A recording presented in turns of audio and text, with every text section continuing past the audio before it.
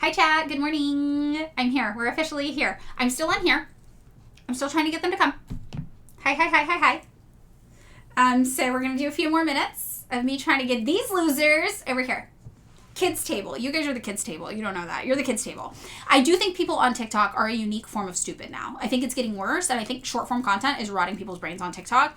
So the difference I see on other social media apps is actually kind of alarming with how stupid the average TikToker is. I think like the average TikToker is dumb. And I don't want to believe that, and that is very, very sad because I used to love TikTok, but I think TikTok over the past 6 years has made the average American very, very stupid. Not just American, the average person very, very stupid. And I think it is short form content. I think it actually is a problem. And I've noticed this because on other social media apps, news organizations, for example, will post a story and people will be like, this is obviously fake. Oh my God, I can't believe anybody would believe this. Who would believe this? And then on TikTok, everyone's like, oh, look at this news story that came out and it has like hundreds of thousands of likes. And everyone's like, wow, I can't believe that. But they believe it. They're like, wow, it's true. Yeah. So I think TikTokers I think it might be the dumbest social media platform besides Facebook. I think it is Gen Z Facebook, though. I think TikTok has become Gen Z Facebook. So, yeah, I feel like long-form content is maybe the only ethical way to make social media content anymore. So, come on over to Twitch. We're able to do long-form content. We're able to talk about things in more detail. You're able to actually get... A lot of you guys, too, are like, nuance. Two things can be true at once. And then you give the least nuanced fucking bullshit take ever, and one of the things isn't even true. We can actually talk about the nuance of situations over on Twitch. So, American TikTok is also totally different from the rest of the world. That is true, yeah. It has gotten a lot worse since the Oracle sale on TikTok, I think. The camera is inverted. Well, I do it so that the text isn't backwards. 225. Okay, that's good. All right. Okay, so you guys come join us over there. It's Madeline Pendleton on Twitch. I like Twitch. If you've never used Twitch before, give it a try. See if you like it. I think you'll like it. And we're going to go talk about what's going on in the news today. So, I'm hanging up here. Bye. Hi, everybody.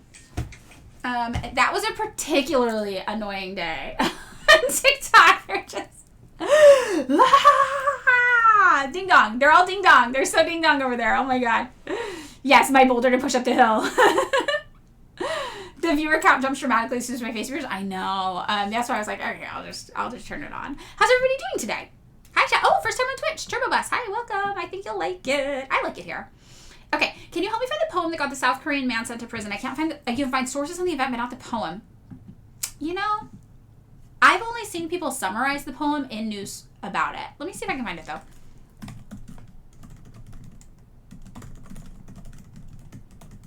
Uh-oh, this is bad. I'm typing, and my left wrist hurts so bad. I fucked it up while I was sleeping, like 2 months ago. I, like, slept on it weird, and now I think I have to just, like, wear a brace at night until it heals.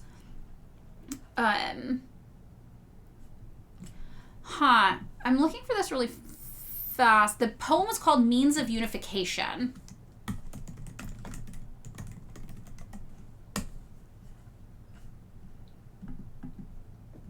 I'm looking.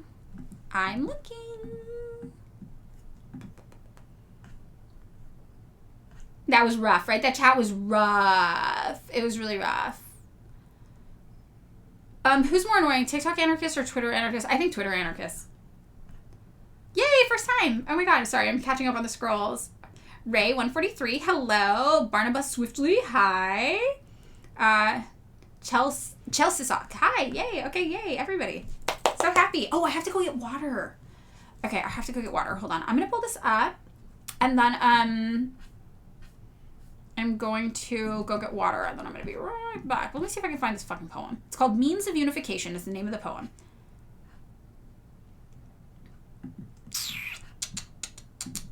None of these stories even have the summary I saw years ago when it came out.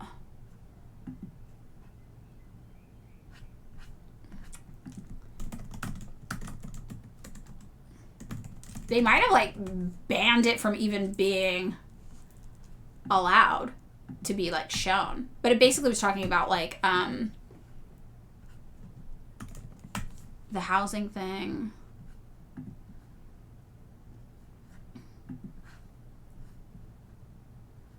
I think it says it in the BBC article what it's about, but it doesn't show you the actual text. He wrote that if the two Koreas were united under Pyongyang's socialist system, people would get free housing, healthcare, and education. That's from the story. Do you stream later in the days for your time? My morning lives are usually 3 a.m. for me. So I usually stream from 9:30 to 11:30 a.m. on my Twitch on Pacific Standard Time, my time. We have so many viewers. Yay. First time here. Yay, yay, yay, yay. Hi, everybody. Hi, hi, hi. Okay. So here's what I'm going to do. I'm going to leave up, this is the story. That's a fork screensaver. Here's the story about the poem. I'm going to leave this up for you guys. I'm going to go grab water really fast, and then I'll be back in like 2 seconds. Okay, hold on. I pulled out the charger to my computer.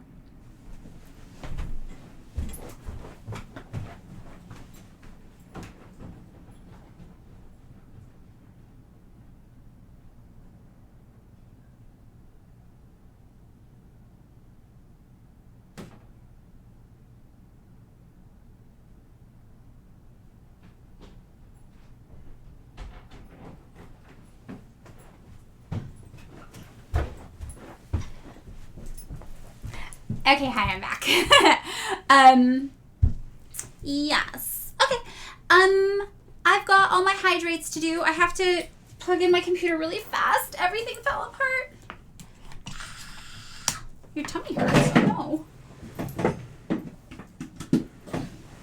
All right, here we go. Okay, I'm going to fulfill all of these hydrates. Thank you for waterboarding me, chat. Oh my God, there's so many. I'm going to count them. 1, 2, 3, 4, 5, 6, 7, 8, 9, 10, 11, 12, 13, 14, 15, 16, 17, 18, 19, 20, 21, 22, 23, 24, 25, 26, 27, 28, 29, 30. Oh my God, there's just like a million. I'm just going to chug. I'm doing it. I'm doing it. Straw chug though. You guys know. Straw chug. Rockman spid, yes.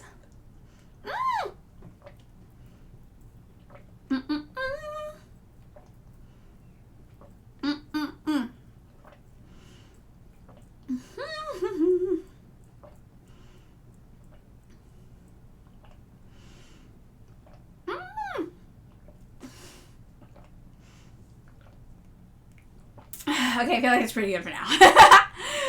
Okay. All right, hi everybody. Welcome to the stream. We call this Double Down on the News, where we talk about current events. And what we do is we take a look at the news, usually as it's reported by mainstream sources, and we read through a news article together. And we talk about any missing context from the story that they haven't provided. We also talk about any bias and how it's reporting, and sometimes we'll pull up more left-wing sources to give you a counter perspective on it. So what we're going to do is we vote together on what articles we want to take a look at. So if you have a news article that interested you that you would love to do a deep dive on, feel free to send it to the chat now. I am also going to pull up some news sources and come up with some that I think might be interesting. And then what will happen is our lovely mod Virgo will run a poll where you can all vote in the poll afterwards about which one we want to actually do. So if you have news you want to know about, now is the time to send it. So get it going. And I'll see your links if you have any, and I will open them. Okay, thank you. Iranian strike on Amazon data centers. I have that pulled up. Virgo short on patience today. Virgo, I feel you. I feel like you're usually so patient, so that's fine. You're allowed it. Virgo's on gulag mode today, so everybody mind your P's and Q's. All right, everybody. We're on peak gulag. I'm very afraid to open YouTube videos because Carr successfully rickrolled me yesterday. Oh, the trolls came over. Did we get trolls? Did they come? We'll teach them. Unless Virgo gulags you, which I support. Mind your pronouns and queers, everybody.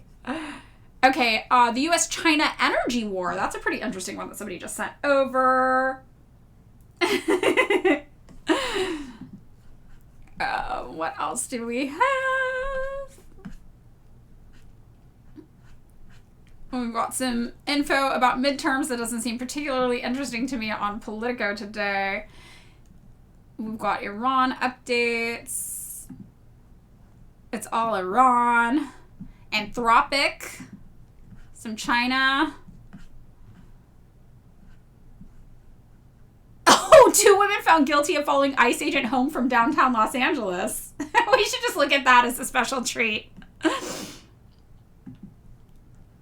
All right, here is what I think. Does anybody else have anything? Oh, you just came from TikTok. First time here. Hi, welcome, Zazaze. You're at a great time. So just, if you're new here, what we do is we all vote together on a news story to take a look at, and we do a deep dive at the news, on the news.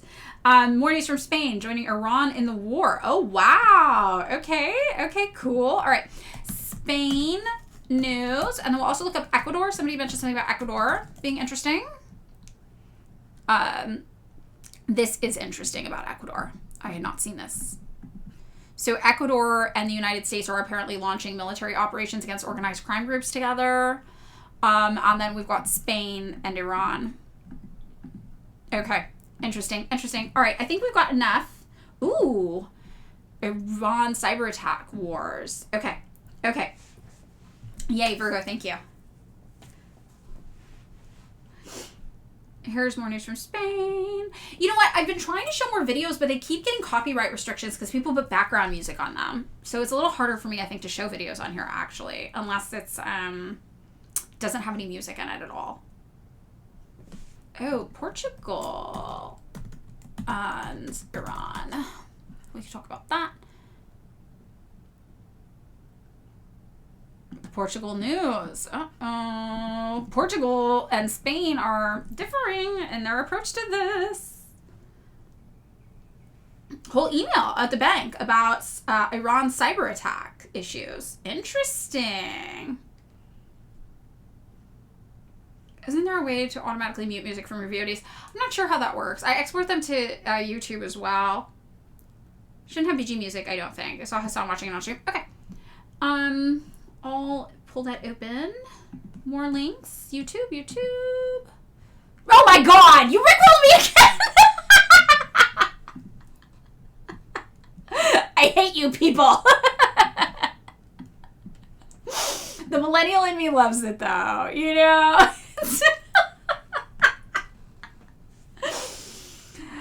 I got another rickroll. Do the kids know what rickrolling is?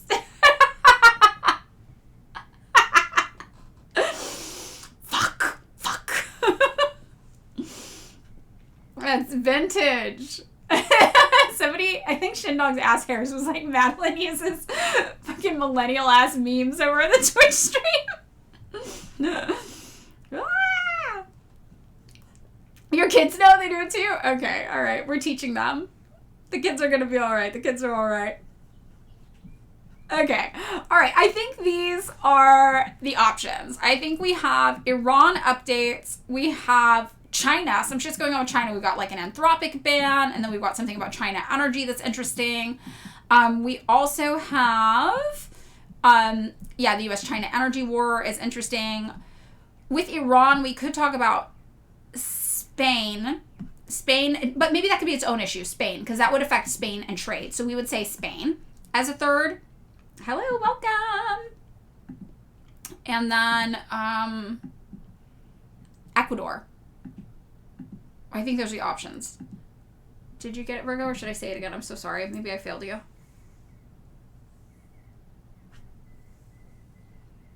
351.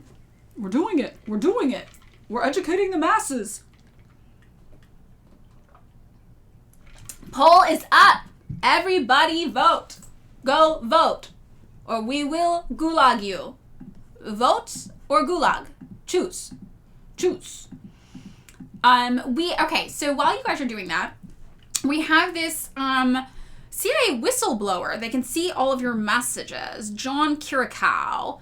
He talks about how you're easily tracked, the truth about surveillance, manipulation, and torture, and why exposing the CIA sent him to prison. He's a former CIA counterterrorism officer. This is very, very interesting. And he has a book. Obviously, he's hawking a book, a CIA's insider guide. Oh, he publicly blew the whistle on the CIA's torture program. I think this is all correct. If you guys have read any of Douglas Valentine's work, it's when he, I think accidentally, was given access to interview a lot of CIA agents. And he talks about similar things, basically. And all of his interviews are on record. at the National Security Archives, like the audio tapes of the interviews, which is very, very interesting. So, you know, I think this is real, probably. Spain. Look, I'm just saying. Spain's different now, guys. It's not like it was. Spain's changed. Spain's done a lot of work on themselves, and they've changed. Maybe you don't trust his ass, really? Is there such a thing as actual former CIA? I mean, that's a good point. It's like, if you were really doing anything that was a threat to national security, wouldn't you just get iced or killed? But also, with the new way the American government does things is like, yeah, and what are you going to do about it? We don't give a fuck. Right? So also I'm like, maybe. Spain has blue hair and pronouns now. Yeah. Spain's non-binary. Starting a noise project. We love her now. She's changed. Spain and trade. Okay, Spain won. All right. Spain stays winning. All right. People make fun of me because Spain is my problematic fave. If you're traveling to Spain, I don't know what part you're traveling to. I've been to a lot of Spain, I would say. You know, I think it's nice. That's a nice place to go. It's a nice place to go visit. They are really racist against North Africans in the South, though. Holy shit. That's a thing you got to be prepared to. South Spain, beautiful, beautiful. They will just casually say the weirdest shit in the world to you about North Africans. They're like, you know. And you're like, no, I don't. What? Yeah, certain areas of Spain. So I have a friend who's black who moved to Spain from the United States. And she likes it. She's like, certain areas are fine. Certain areas are not. So I think it really depends on where you are in Spain. Yeah, it's very, very interesting. Okay, I am pulling up just the stuff about what's going on with Spain and the United States.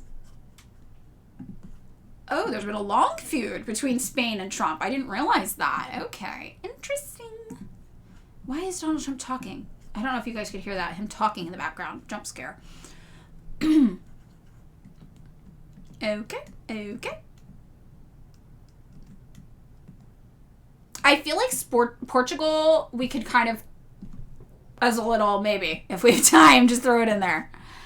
Because a lot of people are contrasting Portugal's relationship with what's going on in Europe to Spain. So it kind of is like, okay, Spain is the most evil country of all time. That is true. Virgo, thank you. Spain has done horrific things to the world. All of Latin America. The Philippines, certainly. So, just for everybody, don't get too excited about Spain. They are still the devil. They are still the devil. Okay? So we do need to lay that out. Spain is very fucking evil. And I say that as an American, right? So, you know, if I'm calling it evil, it's real fucking evil. Alright? But modern day Spain has some interesting political currents going on. Okay? They have chilled out a lot. There are some interesting things happening in Spain today, but the baseline of Spanish history is demonic.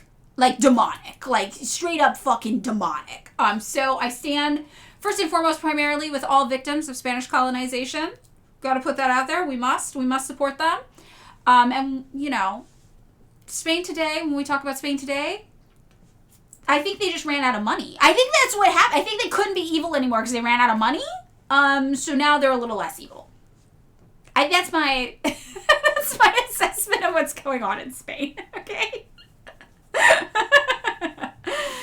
So, what losing all colonies does to a motherfucker, right? Uh-oh. I am once again asking for Spain to return the gold to Latin America. I agree. I think they need to do this. I'm not sure how much gold Spain still has. But any of it they have. They could do some sort of fire sale. They could start selling off artwork that they've got in those fancy museums. I've seen that artwork. It's got to be worth something. Do a little yard sale of sorts. The proceeds go to paying off their debts to Latin America. I would love that for Spain. I think we should really pitch them on this. What's that one museum in Madrid? The big, beautiful museum in Madrid? That thing's full of money. They could be hawking that yard sale style to raise the cash. I think. So, I don't know. You know what, Raccoon Child, you're right. While we're at it, let's fucking empty the British. Let's just empty all the museums going on in Europe. I mean, if you're in Europe, new rule, you're not allowed museums anymore. You've proven yourself not able to manage museums. You no longer have access to museums. You've lost your museum privileges. Your museum privileges have been revoked. You don't know how to act when it comes to a museum. We're done. We're done with it. So, all right. All of that said, obviously, is it El Prado? Is that the name of the museum? Let me see. Yeah, that's the one. Yep, I've been here. Yeah, this one. This one's insane. And I got in trouble for standing too close to a painting. Which I thought was funny. I was in here and I was like, what's going on with that? And they were like, and I was like, okay, I wasn't going to touch it. Just wanted to like really see it. But I got in trouble. So, you know. It's just going on there. Spain. So we have to give the full disclaimer before we start glazing Spain for any current events. Obviously, we all need to know. We just have the baseline understanding that you might hear some positive. This is like a trigger warning. You might hear positive things said about Spain over the next 2 hours. And we all need to be aware that it is in the context and lens of understanding they are a deeply fucking evil place. Okay, so now we got that out of the way. The disclaimer, we all need to know. We all need to know. Yeah. The repeating the talking points, I think that's actually not a troll, and that's so true. Yes. Okay. So actually, I love this. King Kari, gonna be so real with you. I have no idea how you maintain your sanity, repeating the same talking points over and over again, not getting even a sniff of some kind of valid retort. It would be one thing if people replied with refutations of Professor Kim's work or conclusions or even CIA docs backing up Radio Free Asia claims, but I get nothing. Thank you. At this point, I am begging for somebody to have an intelligent retort to anything I've ever said. It's wild. I feel seen by you right now. Thank you. Spain was voted in today. Spain was voted in. We're doing Spain. Okay, let's go. Now, the first article I pulled up is that Trump threatened to cut off trade with Spain after it disallowed U.S. use of a joint bases in Iran war. Now, the context for this, obviously, we know U.S. bases in Spain. Map. Everybody's talking about them. Very, very hot. Okay. Look at them. They got one, Sevilla, right? They've got Madrid. They've got Saragossa, sorry. And then these areas, I've never been to these areas, but I've been down here. I've been to Sevilla. I haven't been to these other places. So interesting. So mostly in the south, probably strategically aimed, obviously, for Northern Africa. So that's something we have in common with Spain. And basically the United States wanted to use these bases to bomb Iran, and Spain was like, fuck off, we're not doing that. So Donald Trump on Tuesday threatened to end trade with Spain, citing a lack of support over the U.S. and Israeli attacks on Iran and the European nation's resistance to increasing its NATO spending. This is very interesting because it feels like Donald Trump is really using tariffs and trade as some sort of economic warfare and economic leverage, which is nothing new, right? But he's using them a lot more than other countries have traditionally. He's kind of being willy-nilly with them. And this communicates a real comfort that I don't really know that the United States should have. We don't have a manufacturing sector here.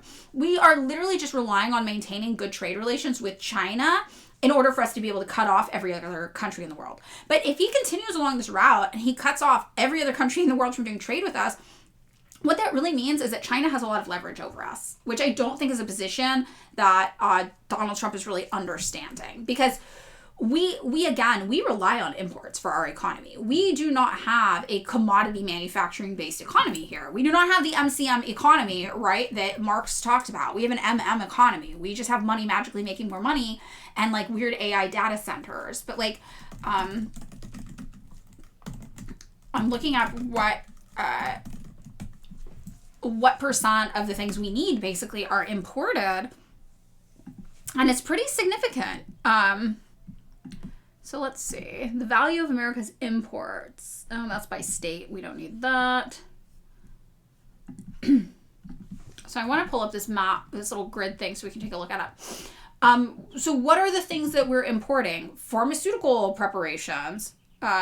passenger cars, automotive parts, crude oil, computers, cell phones, electronics, computer accessories, industrial machinery, telecommunications equipment. This is all pretty significant stuff. So if we cut off our trade with the rest of the world, a lot of this is coming from China, right? That means that if China is like, you know what, United States, we're imposing sanctions on you, we're fucked. Like, we can't get shit, right? We're not going to have access to, not every car, there's car manufacturers in places like Japan who's obviously not going to cut us off, but a lot of our electronics, a lot of our telecommunications equipment, a lot of our personal electronics, our oil, obviously, that's why our first move was securing access to Venezuelan oil, because we knew we were going to be cut off from Iranian oil. But all of this stuff is significant and of note. So I'm really not sure that Donald Trump should be throwing around these trade restrictions as easily as he is. Because it seems like a fucking bad idea to me, right? I do not support the invasion of Iran. No. I do not think you can. First of all, the United States is not equipped to liberate anybody. Let's get that straight, right? We have the highest incarceration rates in the world. The idea that we can liberate anybody is frankly delusional and insane. If we were going to liberate anybody, we'd start at home, and we're not fucking doing it, so it's not going to happen. Second of all, the idea that our interests in Iran are liberating people there is batshit fucking crazy. Our interests in Iran have always been oil. It's gone back to the Pahlavi dynasty, the Shah that was there in the 1920s and 30s, who started implementing new regulations in order to court Western business interests, and goes back to 1953 when they elected a socialist who wanted to nationalize their oil, and the CIA worked with MI6 to overthrow him and install basically a member of the Pahlavi dynasty, a Shah, with expansive powers who operated as a puppet dictator of the West. And that is why in 1979 the Iranian people overthrew him, and they were like, fuck you. Now, some people have said that basically there was a power battle after the Iranian people overthrew the US-backed puppet Shah there between the Ayatollah and having a more theocratic religious representation, or having the communists in charge. Some people have said that the United States backed the Ayatollah because it was more preferable than having the communists in charge. I have not seen evidence of that. That doesn't mean that's not real. I should actually look into that more. That does sound like something the CIA would do or the USA would do. That is our kind of mode of operation. We try to choose the guys there who are the best for us, even if they don't fully represent our interests. But I have not seen personal confirmation of that. So the Ayatollah and the theocracy that developed was a direct response, any way you look at it, though, to the United States' basically illegal occupation of Iran and the coup that we staged there in 1953. So everything that's happening there is built up on the foundation and history of that experience. And right now, you have the people we call monarchists who want to do the same thing, basically. They want to bring in the Shah, the Pahlavi dynasty, bring them back in, and basically have them function again as a puppet government under the United States and Israel, securing our best interest. Those people are generally not well received by other Iranians. It's kind of a crazy thing to think that they should do. And so you have the monarchists. Yesterday we discussed how a new contingency has emerged of exiled secularists. I believe the initials were MKE, but I want to fact check that again. MEK. They're secularists who have been courting a lot of Democratic and Republican politicians and saying maybe they should be in charge of Iran. So that is basically, if the United States government manages to overthrow the existing government structure, those would be the two groups that we would back. Either the return of the Shah, who's been doing a press tour, he's been living in the United States, he's been living next to Washington, D.C., he's been very, very active and involved and very vocal about the fact that he would like to be in charge of Iran again, or this new group, the MEK group, that is more secular. And not attached to the monarchy. Now, all of that presupposes that we actually are able to overthrow the existing government of Iran, and it's worth noting, contrary to what the United States is told, that they're a dictatorship. They're not a dictatorship. They have a fully functioning government structure. That's why when we managed to kill their 90-year-old Ayatollah, which is not exactly a feat, but okay, somebody else just became Ayatollah. And the Ayatollah is also not the president. They also have a president. And I'm pretty sure they have a fully elected parliament. But I'm going to fact check that. Yeah, they have a full consultative assembly, a parliament of 290 representatives. Like, this idea that we're being fed that they have this very singular dictatorship, the Ayatollah is in charge of everything, that's bullshit too. They have a fully functioning government. So just because the Ayatollah is dead doesn't mean that they don't have a government anymore. So this is all predicated on that. So that's the kind of background on that. So getting into Spain. So Spain now is like, hey, the United States, fuck you. You're not going to use our military bases to bomb Iran. And I need you guys to understand that most of the world does not support the United States bombing Iran. This is some fuck ass shit we're on with Israel. Most people do not like this. Here in the United States, we are being fed a lot of propaganda, a lot of honeypot propaganda, honestly, from hot Iranian girls in the United States saying, we love it. We love you, Donald Trump. We love it. Yay, Israel, the United States, overthrow our country. And then there were liberal versions of that that are like, of course we don't love Donald Trump or Israel, but it has to be done. It has to be done. These are not people in Iran. This is like really important to note. These are not people in Iran. When you look at people actually in Iran, they have multifaceted and complicated ideas, obviously. There are Marxist-Leninists in Iran who want to overthrow their government and have a worker revolution. That's awesome. We would obviously support that. There are people who hate the United States more than anything else. Their number one priority is death to America, and they are like mourning the loss of their fucking Ayatollah and supporting their government. There are hundreds of thousands of people doing that right now. When you look at news stories about this going on, it's just people are... I'm going to look at this. Thousands mourn Ayatollah, death to America. It's just this news story. We watched this the other day, and I'm just going to pull it up again. Really fast.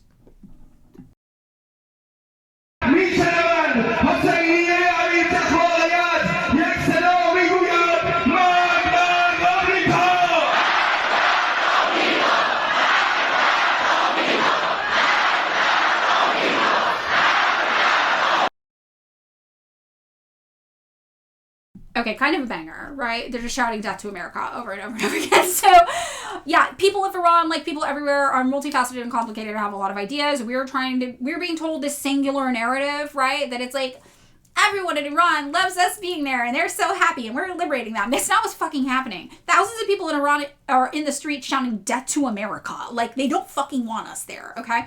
And what we're doing here in the West is we're pulling out, like, 2 or 3 hot girls of Iranian descent doing TikTok dances and being like, see, they love us there. And it's like, bitch, no, they don't. That girl maybe, but that girl looks like she's out of her fucking mind, frankly. And you know, so you will talk to especially younger people of Iranian descent in the diaspora, but also younger people in Iran too, are more likely to support the West because they don't know what that means. They're like, yay, something different. Awesome.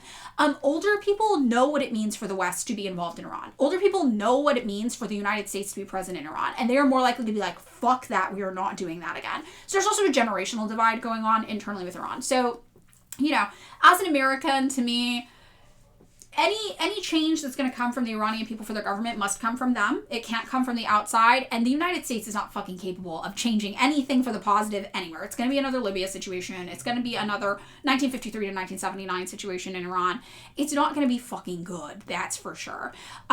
So, you know, hierarchy of preference, right? It's like Marxist-Leninist worker revolution. Sick. Awesome. Go for it, babes. Love it. If that's not happening, leave their fucking government alone. And the people of Iran can decide if they want to go for the Marxist-Leninist worker revolution at a later date. But a lot of people in Iran do love their government. They do. A lot of people don't like it. Some people don't like it. Whatever. But we're hearing a very one-sided perspective on that, basically. And that's kind of the backstory on what's up. On what's up with Iran, right? The Death to America chant went hard. I was like, okay, got a little beat going. Like, I'd like to make that a song. That's pretty good. Yeah. Wait. Is there anything I missed in the chat that it should be addressed or anything like that? No. Yeah, I know. I was like, all right, let's go. They were cooking with that. All the Beverly Hills Persians saying their home country should be bombed. We shouldn't listen to them. And exactly, there's a huge class issue with the diaspora as well. Yesterday we watched a video of a woman from the Nigerian diaspora who was like, you guys are not understanding. Diaspora is on some fuck ass shit for every country. A lot of the people who leave and settle in other areas, their families are wealthier. They have more access to money. Their class interests are more aligned with power structure. Like, this is not, just being from the diaspora does not mean that you suddenly are qualified to speak for everybody in the country you're from. And like the example I always give of this, because I do think it's racism from white liberals. I think white liberals are so used to just tokenizing and flattening the experience of anybody who's not white. that they're like, well, I'll just look for the first person of color who pops up on my page to tell me what to think about this subject. And it's lazy and it's weird, honestly. And it is kind of fucking racist because it's like, what do you mean? Iran's a country of fucking 90 million people. You think these 90 million people don't have different levels of class consciousness, different political perspectives, different affiliations financially that might affect, where their interests lie? These 90 million people, you think they all have one political opinion? It's honestly deranged. But the thing I started doing to people on Twitter is I just tell them that because I'm of French descent, I'm very, very qualified to make statements about what should happen to France. And that anybody who doesn't agree with me is talking over French voices. And this is something I've been really doing. And it is ridiculous when you think about it from that perspective. Like if I were to say, well, you know what? I'm of French descent and I fucking hate France. So it's okay, actually, that the United States and Israel bomb a school there full of schoolgirls and kill 170 school children. I think that's fine. I'm French. So I'm saying it's okay and it actually is good. So there you go, guys. I mean, you would know that that's insane. You would be like, well, I don't like France either, but what the fuck? That's crazy. All right, right. So, and some people love France, obviously. Paris girls would be like, what are you talking about? I love France. This is the same level of insanity it is when we try to do this to Iran, right? So, that's kind of the backstory on all that. Yeah, you should. I'm like, hey, French person here, qualified to speak for all of France. Nuke 'em. I don't care. I think you should. And then I'm French, though. I'm literally French. But we don't think that way about white people, right? We think that way, though, about people from countries that aren't white. We're like, oh, your grandparents came here from Iran? Okay, you're now qualified to speak for what everybody in Iran wants. Like, what? That's insane. That's absolutely insane. Yeah, you're of Russian descent. You are now the spokesperson for Russia. Yes, exactly. And anybody who speaks over you is speaking over Russian voices. Don't listen to the people actually there. And even the people there, they're multifaceted. They have many, many different political beliefs and affiliations and wants and needs. There's far-right freak extremists everywhere. There's lefty communists everywhere. We're everywhere. But no. Flatten it to one experience and then let a 20-year-old from the diaspora who doesn't even live there tell you what to think. Hi, okay, you're new to the stream. Are we pro-Ukraine even though they're siding with NATO? Who's against going? No, I'm not. You will never catch me supporting the current Ukrainian government. In 2013 and 2014, we staged a coup in Ukraine. We backed a coup. And the government there was overtaken by far right-wing fascist extremists and backed by neo-Nazis. It's a very, very far-right government. They started building statues to Nazis all over Ukraine, and they made socialism and communism and opposition parties illegal. So no, I do not support the current Ukrainian government. I will never support the current Ukrainian government. It is a bad, bad, bad, bad government. Zelensky wants Ukraine to be the next big Israel. He is getting backed and funded by Israeli billionaires. Even the Nazi battalions in their army of the new Ukrainian government after the coup were literally getting funded by Israel, which is crazy. And Israel was even like, can we make the guns maybe go to only the non-Nazi members of the military? And Ukraine was like, what are you talking about? They're everywhere. The Nazis are everywhere. You can't do that. And then they were like, okay, that's fine. So yeah, no, we don't support the Ukrainian government. I support the people of Ukraine overthrowing their existing government, and obviously ideally would be getting a worker-led government in place, but even the government they had before the coup was preferable. And you will find Ukrainian socialists talking about this all the time. So if you want a Ukrainian socialist perspective, there are many Ukrainian Marxists talking about this experience online, especially because their parties were made illegal. So this was a big deal to them. They were like, okay, our government is, everything's bad, everything's fucked right now. So, Yes, and literally an actor who played a Ukrainian president on TV. And Zelensky also has a complicated web of corrupt ties to Kolomoisky, the billionaire who owned the TV station, basically, that his show was run on. So, yeah, we don't support them. No. All right, so let's get into this Spain thing. So Spain is woke maxing. Spain is currently woke maxing the situation with Iran. Didn't the Ukrainian Communist Party support the Russian separatists in Donbass? I believe they did, yes. And the reason is that those areas of Ukraine were getting ethnically cleansed by Nazis. They were ethnically Russian people getting ethnically cleansed by Nazis. So anybody who kind of knows about that situation supports the independence movement of the Donbass and the annexation of Crimea. All right. So Spain, yes. Chad, Spain. First time chat. Aleki, yes. They're really woke maxing. They're doing it. They're really trying to come in strong, redeem their public image, I guess. And I'm here for it. I'm here for it. You're a Puerto Rican in diaspora. You want Puerto Rico to be free from the clutches of the U.S. You are a hater of Spain as well. That is totally, all of that is fair. I agree with all of that. Free Puerto Rico, first of all. That's fucking weird that we're even doing that to Puerto Rico. I don't know why more people aren't upset about that. Like this. Why aren't Americans upset about Puerto Rico? It's weird. We literally just have a colony hanging out down there, and everyone's like, that's fine. That's actually crazy. But yeah. Spain, we did our whole Spain hate talk, but Spain apparently is trying to come around. She's trying to change her public image. She's new. She's done some work on herself, and she's going to start woke maxing. Those separatist areas were being targeted with anti-Russian language laws. They couldn't accept Donbass and Donetsk wanting to be part of Russia. Yes, exactly. Aiden Cooper. Exactly. Yep. All right. So back over here. So Trump told reporters during an Oval Office meeting with German Chancellor Friedrich Merz, we're going to cut off all trade with Spain. We don't want anything to do with Spain. Now, again, if this was just Spain, I'd be like, okay, but Donald Trump has been really throwing around these kind of trade restrictions. And as I said, we're going to get to the point where the only people we're really significantly able to trade with continues to just be China. And then if China's like, sorry, USA, you're out, we're fucked because we have no manufacturing here in the United States. Like, no manufacturing. I work in apparel design and manufacturing. We don't even have the machines in the United States to manufacture things here anymore. Like, we just don't have that. So this would be really, really significantly bad for us if we continued this precedent around the world. And we really act like we have domestic manufacturing at home. You know what I mean? We act like we can make things at home. We cannot. So it's absolutely wild to me to have this kind of hubris, right? The U.S. president's comments came a day after Spanish Foreign Minister Jose Manuel Alvarez said his country would not allow the United States to use jointly operated bases in southern Spain and any strikes not covered by the UN's charter. Alvarez noted that the military bases in Spain were not used in the weekend's attack on Iran.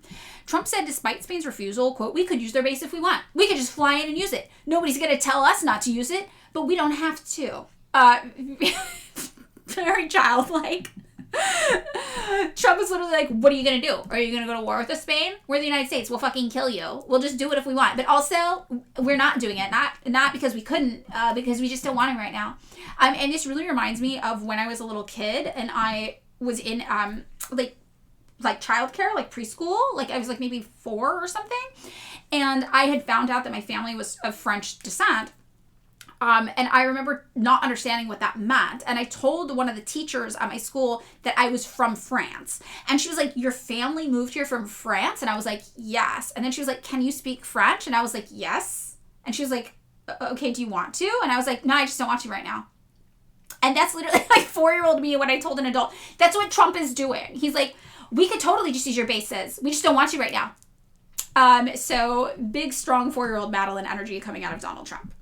Yeah, we didn't want your dirty Mexican-sounding bases anyhow. That's totally it. I think that's it. It's very, very wild. Oh, we gotta hydrate. Mm-hmm. Okay, so Trump, love that he has a lot in common with toddler Madeline. Respect that. Okay, great. It's unclear how Trump would cut off trade with Spain, given that Spain is under the umbrella of the EU, and the EU negotiates trade deals on behalf of all 27 member countries. We have a quote here, though, from Spanish Prime Minister Pedro Sanchez, who says if the U.S. administration wishes to review the trade agreement, it must do so respecting the autonomy of private companies, international law, and bilateral agreements between the EU and the United States. The EU said it expects the Trump administration to honor a trade deal struck with the 27-nation bloc in Scotland last year after months of economic uncertainty over Trump's tariff blitzkrieg. The Commission will always ensure that the interests of the EU are fully protected, said European Commission spokesperson Olaf Gill. Now, the thing is, the EU kind of needs trade deals with the United States.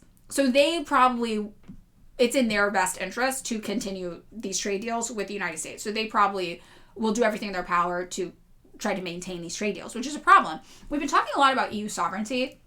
If you guys haven't seen the past few the past few streams, what we've been talking about is a lot about how the EU is kind of realizing that they are not safe from the West, right? They're not safe from the United States. They've always thought of themselves as the West, but now it's becoming increasingly obvious that the United States is positioning itself as the only Western power, and the EU is kind of scrambling. When all of a sudden Donald Trump is like, I don't give a fuck about NATO, I don't give a fuck about EU deals, I'm going to do whatever I want, they're realizing they're not safe. And a lot of analysts had actually been advising them for years, like, you need to develop something as the EU, not individual countries, as the EU. You need your own EU military. You need your own EU kind of protections in place. You cannot just be attached to the United States like this, because you will get fucked over.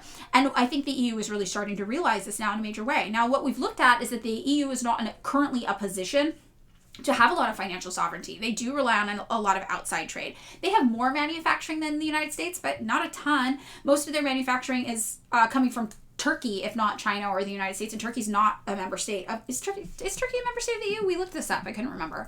It was like NATO but not EU.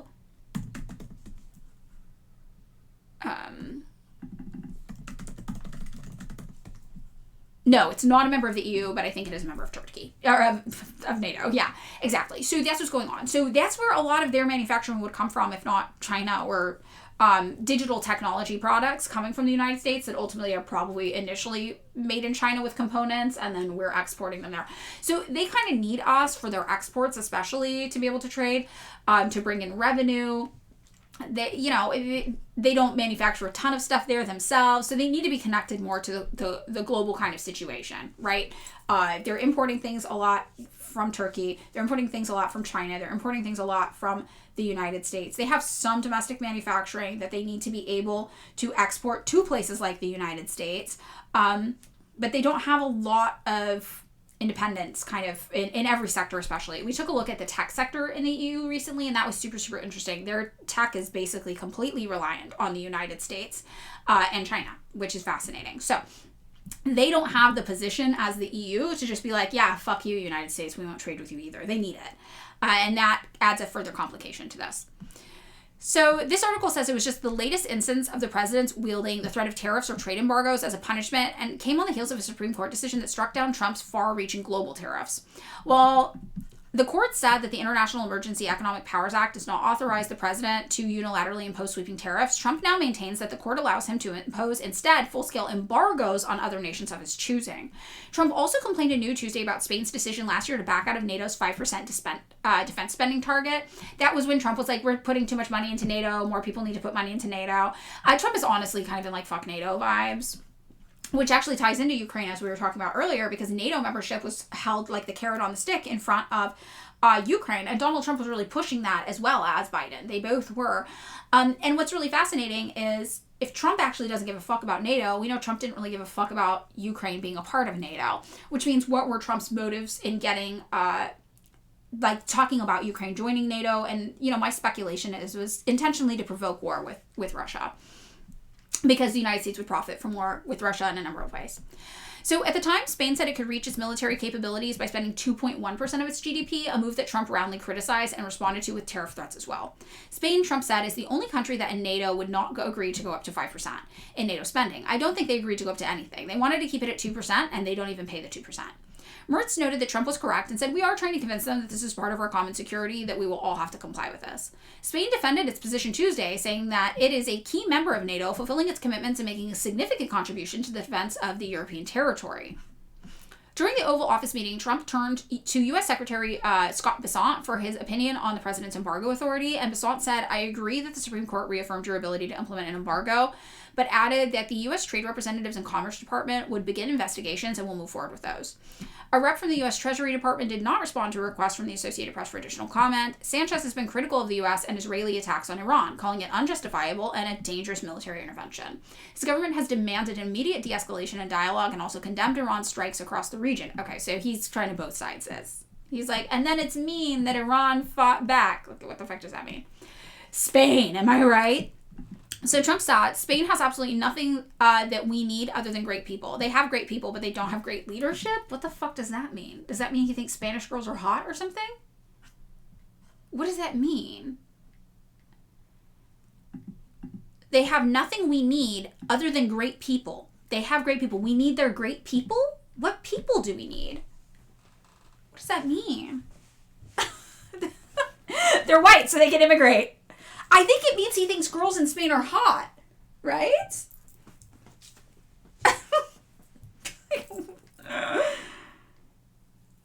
maybe he's planning to regime change in Spain. Jesus, this guy.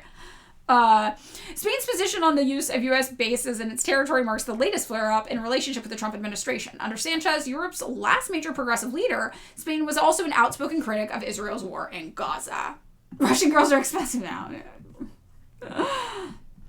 He always compliments the people. He said something similar about Iran's people. Oh, okay, first time chat. So that is good to think about, because the person was like, so what does this mean? He's going to do regime change in Spain? I mean, that's what he's trying to do with Iran. He's like, Iran, rise up, overthrow your leadership. But now he's like, not right now. Give it a few minutes. Right? So yeah, I think he's trying to court the people, not the government. Spain has very sexy children. Thank you for your attention to this matter, Donald J. Trump. I wish that weren't true, but I could see him saying that. No, I didn't know Alyssa Liu follows me on TikTok. That's cute. She must not have heard I was canceled for being an evil tanky who loves China. It's okay, though. I told you we can fix her. Wild. It's the siesta. I love the siesta. If you've never done a siesta, I fear that they were indeed cooking with the siesta. Does she know we talked about it? I don't know. Ooh, I think we can fix Alyssa Liu. I think we can. Okay, Trump recently said he doesn't want Pahlavi for Iran. He wants someone in the country doesn't hate. So Pahlavi, he kind of did Machado. He kind of Machado'd Pahlavi, right? Remember when Machado was like, I'm going to be in charge of Venezuela? And he was like, yeah, you are, girl queen slay bestie. And then afterwards he was like, she can't be in charge. Everybody hates her. It's like, yeah, no shit. So he's probably doing that with Pahlavi. He's probably like, Pahlavi, you can't be in charge. Everyone fucking hates him. So maybe that is actually him soft launching the MEK situation instead, because we saw MEK obviously courting a lot of American politicians, including Giuliani, and working with even Democrat funded orgs and groups. So that might be him soft launching the U.S. support for the MEK. The Machado treatment. Yep. We haven't heard about her in a minute. I wonder what she's up to.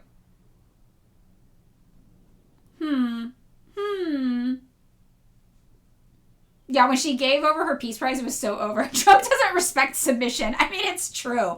You can flatter the guy, but you can't submit. The whole psychology of Trump is so like, trying to get a raise from your boomer boss at work. You know, you're like, how do I play this? That's everything with him. All right, so Trump overturned decades of U.S. trade policy is what we're looking at here. See the impact of his tariffs in 4 charts. This is related to what we were talking about with the trade kind of situation. His double-digit tax on imports from almost every country has disrupted global commerce and strained the budgets of consumers and businesses worldwide. I will tell you, my business definitely got affected by this. Tariffs basically affected our whole ability. We had this like pre-order program that we launched in the beginning of 2025, end of 2024. No, because now everything has to be restructured and rethought for manufacturing costs. It has to be changed. We have to like redesign those products to have different manufacturing costs, which is a challenge. So yeah, we're looking at the tariffs.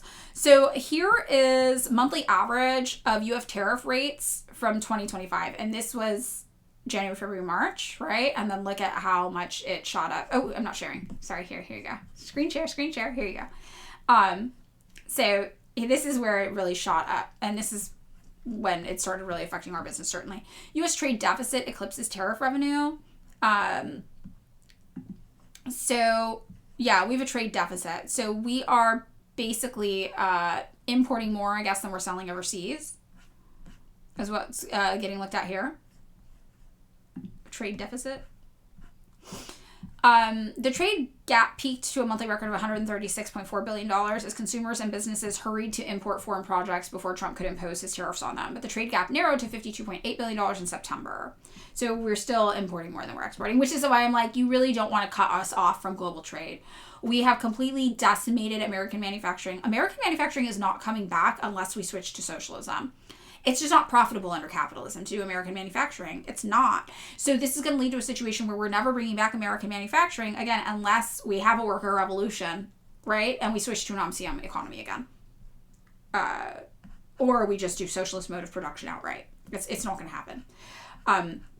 So it's a bad idea for us it's a vulnerability for us that we can't make shit at home. And I really don't think that capitalists understand that as a vulnerability. They're so short-sighted, seeking profit, that they're not thinking about the long-term trajectory of what it means to, one, piss off the entire world, and two, not be able to be self-sufficient. Like, that's not a relationship that you want, right? If you're borrowing money from people, you don't want to piss them off. And we're not borrowing money from these people, but we are, some of them we are. But, we need things from them nonetheless. And that's the political version of that. Yeah, they only care about short-term gains. They have data centers in Bitcoin. It's short-term. And yeah, they're like, I think this person might be right, actually. Radioactive RAM. They have their, here, Mulatto Express. You think they understand, they just don't care. Yeah, that could be it as well. They're just like, I'm about to die anyway. That's a problem for some other guy. Like, I don't care. Now, New York Times is reporting that Spain's leader rejecting Iran war escalates a long feud with Trump. So this is going to be the same story, basically. For more than a year, Prime Minister Pedro Sanchez of Spain has positioned himself as the leader of Europe's left-wing resistance to President Trump. And left-wing, it's real generous. He's still a capitalism guy. Right? Like soaked down, like social democrat vibes, right?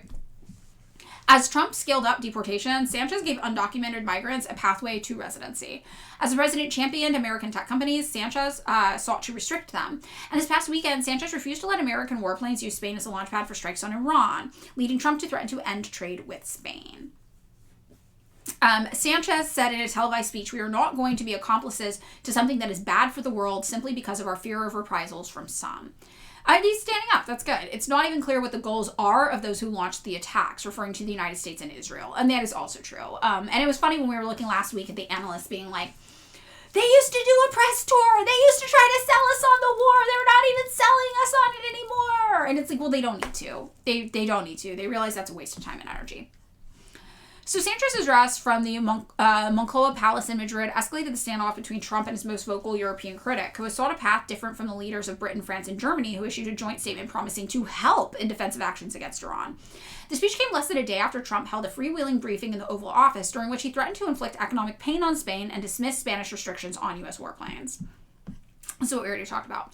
So Sanchez lamented Trump's unjustified and unfair tariffs. He has described Trump's plans to move Palestinians from Gaza as immoral and described Israel's conduct there as genocide.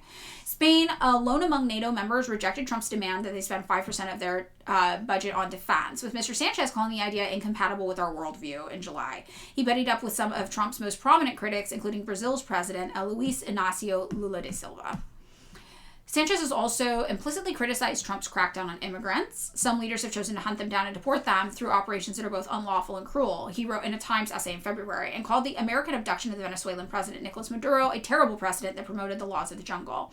Now, what's interesting, too, in talking about this is that Spain is also dealing with a massive influx of immigrants. This is like a major issue in Spain right now. And they are having a totally different approach to it, which I think is really interesting. And a lot of their immigrants are Americans. And this has been an issue for them that they've had to deal with. So let's take a look at the statistics on this. Okay, here we go. I accidentally closed it. Okay. Americans continue to move to Spain in record numbers. This has been a major thing they've had to deal with. It's taken a huge toll on their economy. It's been very, very hard for them. And even still, Spain is like, okay, but we're giving you a path to citizenship. So the number of U.S. citizens officially residing in Spain grew from 13% from 2019 to 2021, grew by 13%, sorry, rising from around 39,000 to 42,000. So more Americans are leaving to go to Spain. And you guys have all seen it, right? All that stuff on social media is like, the new American dream is to leave the United States. And it's true. We want to go to Spain. We want to go to Portugal. We want to go to China. We want to get the fuck out of here because shit's collapsing. Capitalism is collapsing.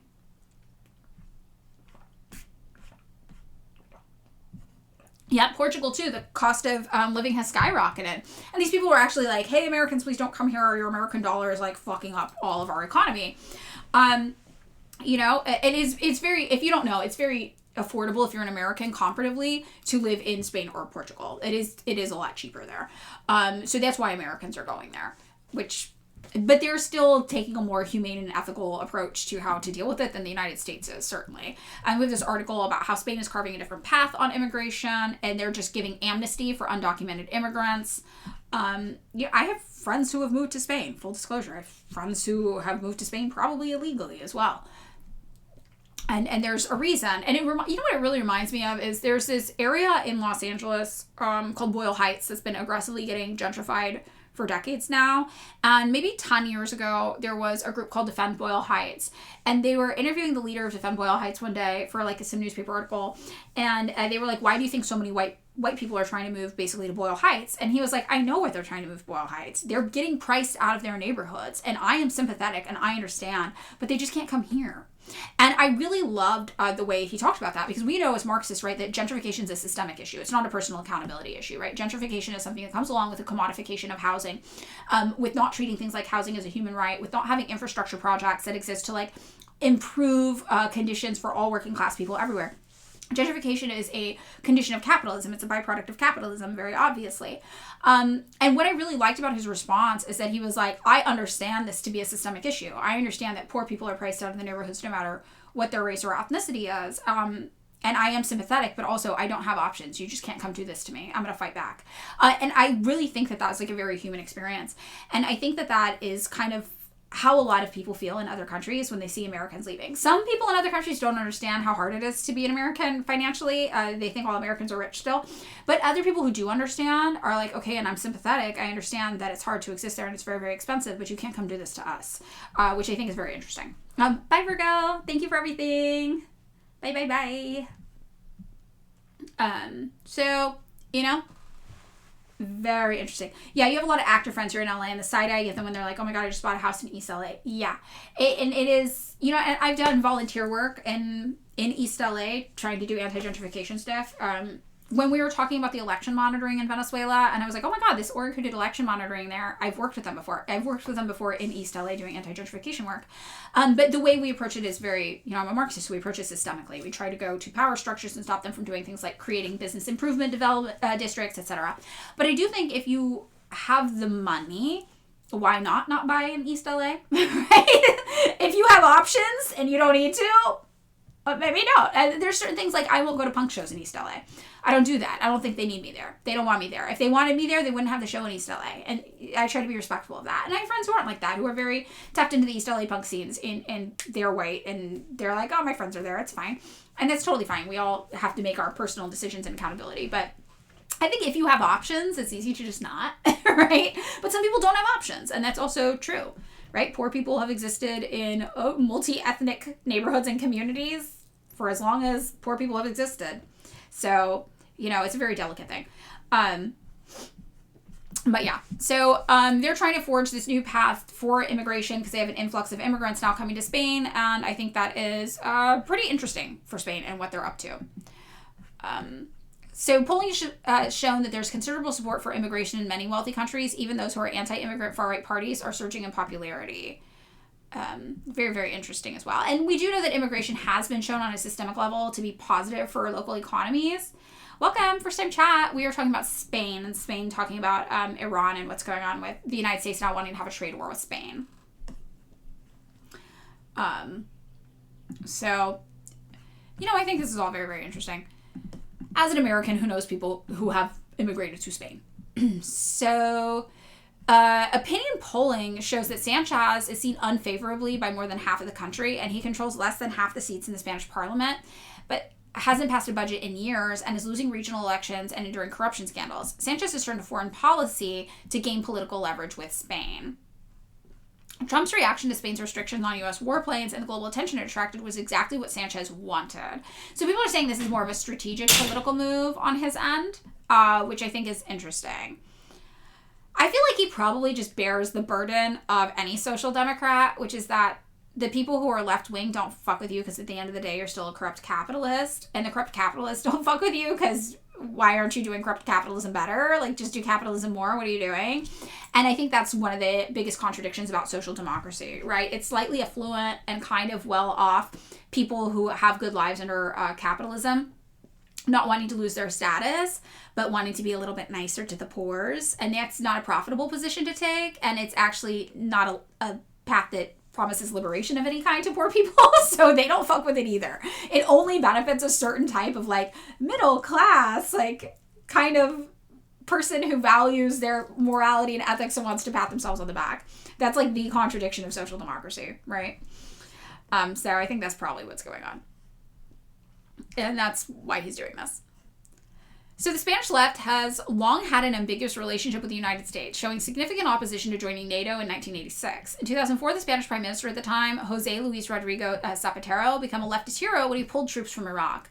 There was a history, Gonzalez Ferri said, of Spanish leftists refusing to be vassals of America.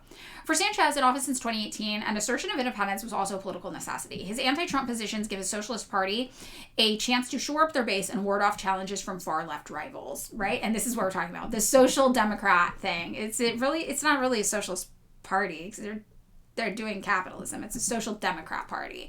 And the far left rivals, the actual communists and socialists in Spain, do not fuck with it. And there are a lot of communists and socialists in Spain. That's one of the things I do like about Spain. You can go there, you can see the communists out. They do a lot of events, they do a lot of support things, they do a lot of political campaigns and rallies, and they have a large presence in Spain. So Spain's prime minister took 5 days off because they were messing his wife, and then he made a statement how he was deeply in love with her. He's just romantic soaked him. Okay, yeah, that makes sense. That's what I would say too.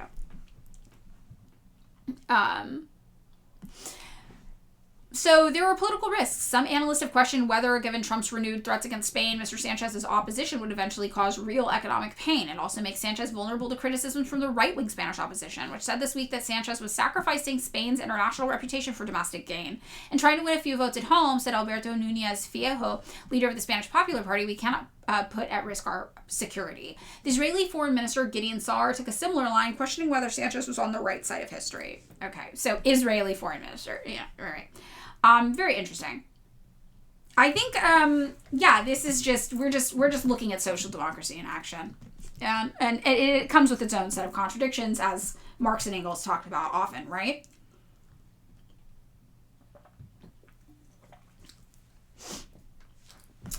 Now let's see if we have anything interesting that's not just the regurgitation of this. We have this, which is a different quote as well. Spain says Trump is playing Russian roulette with millions of lives over Iran war. We have a video. It's 59 seconds. I'm going to play it. If everybody's okay with that. You got to hear this guy talk, though. You got to hear this fucking diva.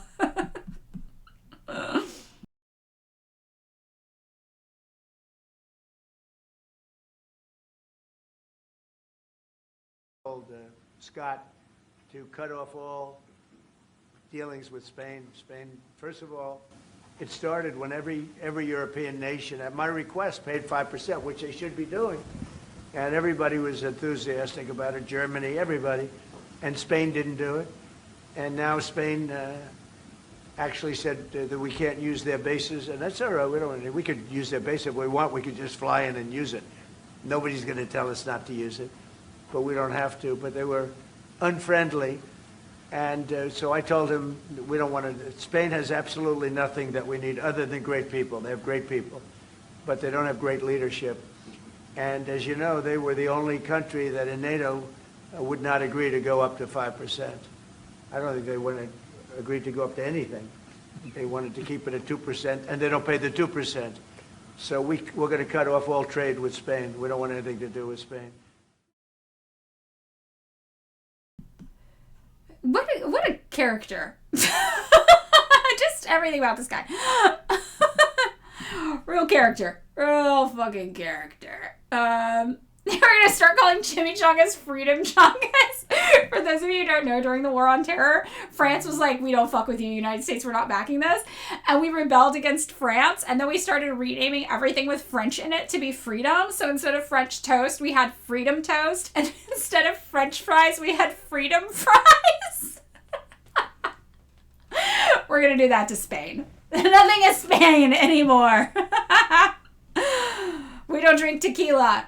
No, tequila's not even Spain. Tequila's fucking from Mexico. I don't even know. We hate Mexico too, though. Shit. Absolutely wild. tequila's Mexican. Yeah, that's we don't even. What can we cut off from sangria? That's Spain. Some flamenco. That's Spain. We're not having any flamenco anymore. Freedomenco. Paella?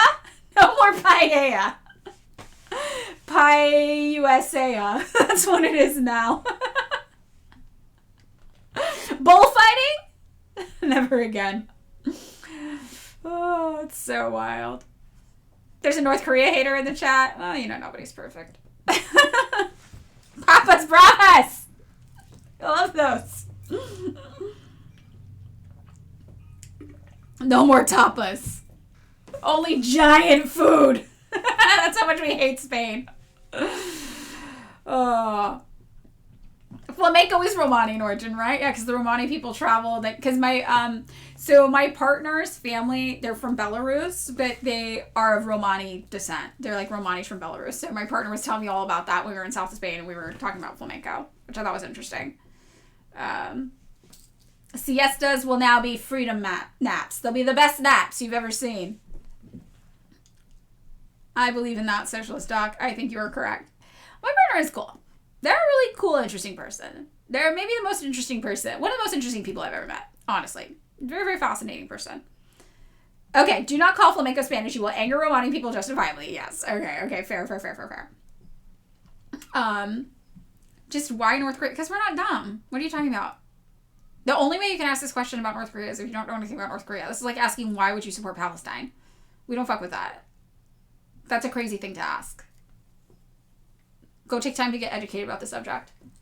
And then if you want to ask real questions, you can. But we don't, come on. Get it together. That's a crazy thing to ask, by the way. That's a crazy thing to ask. All right. So this is more about how we can't just unilaterally cut off trade with Spain, obviously. Now, on the flip side, what is Portugal doing? Oh, they do need homework. Fuck, they need homework. Okay, hey, hi, all right, you're right. So we do this thing when people come in with saying weird things where we give you homework. So we have to make you read something. And if you want to keep talking, we will talk to you, but you need to read something first. And then you come back, we put you on timeout, you read it, it should take around 10 minutes. And then you come back and you summarize what you read, and then we can have real conversations with you. That's what we do, just so the whole thing doesn't get totally discarded, basically. So I have to find something that I think you should read that's short, that's not a full book. And, I know what it is. I think that you should read this Alan McLeod article about North Korea. All right, so I have this. I'm going to give you a tiny URL, and we're going to mute you for 10 minutes or so until you read it. And then when you read it, you come back, you tell us what it's about, and then we 2S 3R 9 MVR. Woo. I dropped this in chat. Here it is, pinned. And this, go read this. So this is an article by Alan McLeod. He has a PhD in sociology from the University of Glasgow, and his emphasis is on propaganda and geopolitics. He writes a lot of academic articles, but this is a non-academic article that he wrote. So it's not too hard to read, which is really, really cool and really, really fortunate. His emphasis tends to be on Venezuela. He's written literal books about propaganda and disinformation in Venezuela. But he also talks about other places, including North Korea. So I definitely think that's what you should look at. What is this person's fucking name? I can't find them. To put them on timeout. Oh, okay, Tonto. Yep, there it is. Okay. So we're putting you on timeout. Timeout. I learned it because Virgo's gone. Now I have to do it. So you got 10 minutes. All right. So go read that. And then when you come back, you summarize what you read, and then we'll keep talking to you if you can do that. But if you're not going to read an article to catch yourself up to speed a little bit and understand, we're not going to talk to you because we don't have time to derail everything we're doing to explain an article to you or to explain a book to you or something like that. You know what I mean? It just doesn't make sense. So that is what we do. Oh, yay. Thank you, Real Hedonist. I do it for the real ones. Also, I want you guys to know that before I got shit online for doing this shit, I got shit in real life for doing this shit too. I mean, again, War on Terror being like you're a teenager and you're starting to get radicalized, we dealt with the worst of the worst. We were harassed, we were followed, we had our lives threatened, we were screamed at by adults. I mean, it was a really, really, really hard time. So this is nothing new, what's happening on the internet. It's always like this.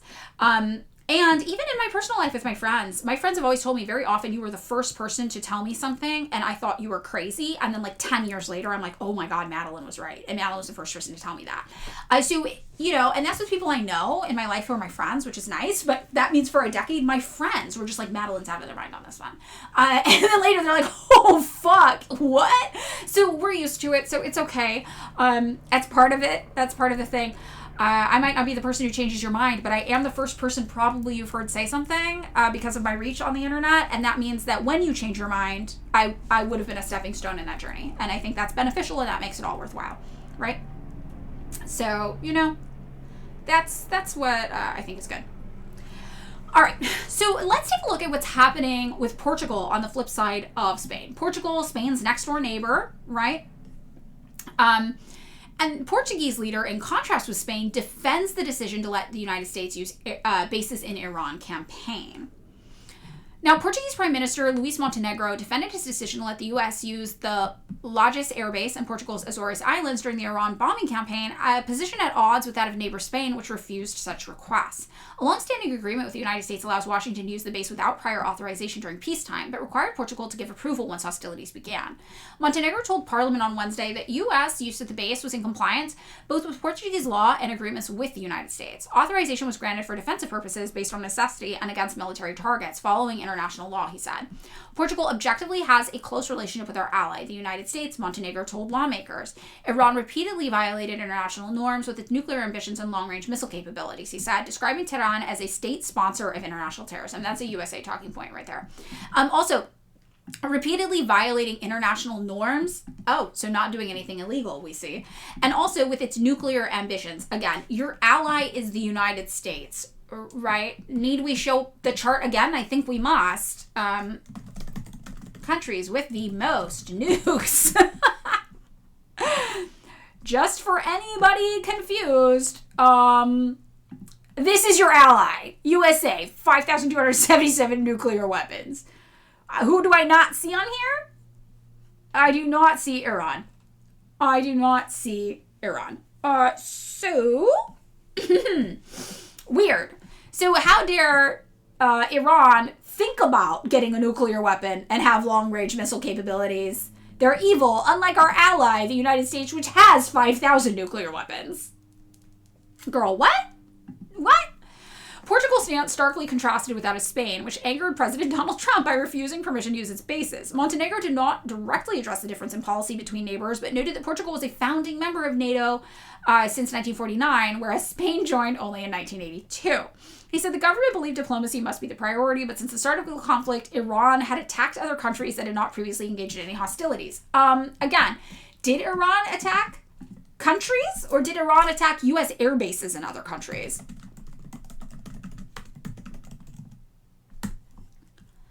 Because I'm pretty sure they attacked U.S. air bases in other countries. And that is exactly why people are mad. So U.S. forces locations. It's also worth noting, this is where the U.S. has people stationed. So to be like, oh my God, why would Iran attack something in one of these countries is like, girl, because we're there. There's an interview too. Did you guys see the interview with the guy from Iran who was like, what do you mean, why are we attacking them? That's literally where they're firing at us from. What are you fucking saying? Did you guys see that video? I want to try to find that video for us to look at. Hi, Car. Welcome. I need to like figure out how to search it though.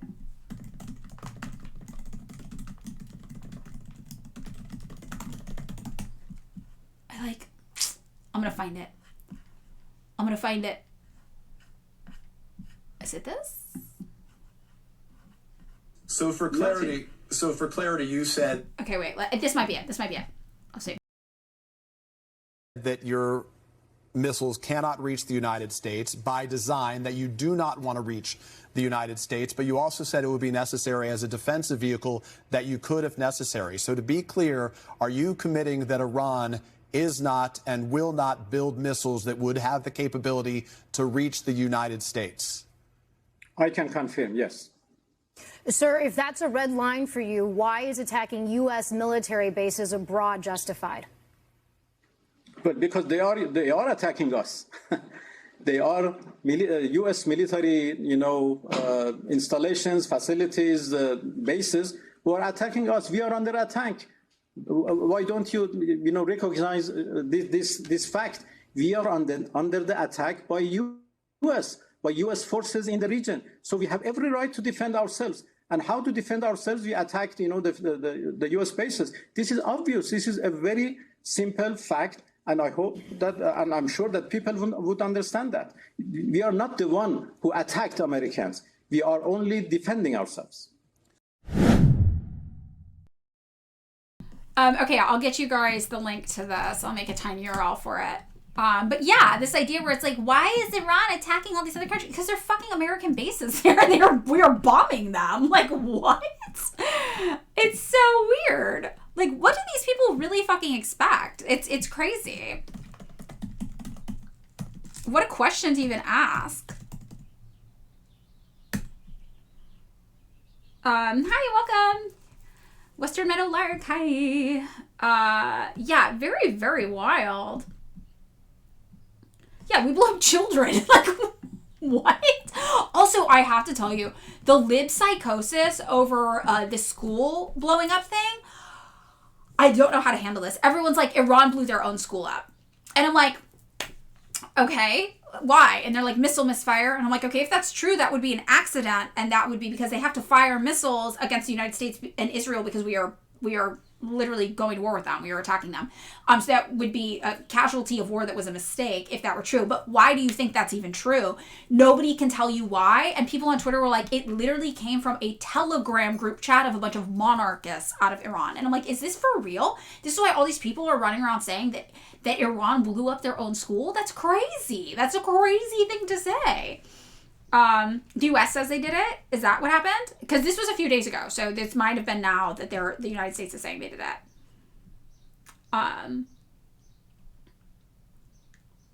Yeah, they were saying this about hospitals in Gaza. It wasn't a missile. It was just a bomb. I mean, it's like peak Israel playbook. Their proof is a photo of a missile misfire 1,300 kilometers away from the school, which was too far away to be the school, Carr says. That's what I was thinking. That's just what people showed me too. It's wild. This is Zachary. I think I do. Yes. I think you can clip things and share them. I think so. I think I have that turned on. But personally, I'm fine with that. Yeah. Yeah. U.S.-Israeli airstrikes have already hit 9 hospitals in Iran. It's absolutely wild. You're in Texas. You saw an Iranian friend in a march supporting and celebrating the U.S. In Israel, your brain is broken. First time chat. I mean, yeah. And this is the diaspora. And this is why people are like, the diaspora will mislead you 100% of the time. The diaspora is a specific group of people who don't even live in Iran, who have specific class interests in politics. But again, the people who do not have their stories shared as often, right? Let's take a look. And it's like the people who go viral are the hot girls being like, I'm Iranian, free us, right? And then it's like very, very fucking weird. And they don't live in Iran. They live in Europe or the United States. And then... hold on, I'm going to show you. The people who don't go viral are the people who, like we just saw, the thousands of people mourning, shouting death to America, which we saw that earlier, right? Or this woman, let me see if I can find her, who's on Twitter talking about this all the time. And she's of Iranian descent, and she talks about Iran constantly. But people don't want to listen to her, right? And I'll show you why. 1 second. I tweet a lot. I tweet a lot. I'm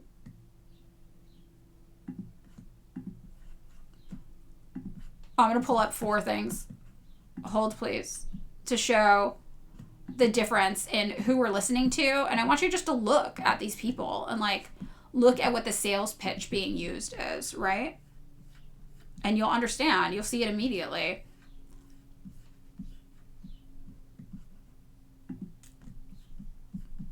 So this is who we were talking about, I think yesterday, where it's like, this is like a literal MAGA person. This person tweeting thirst traps and being like, Iranians, like, we love this. Yay. Thank you. Thank you, President Trump.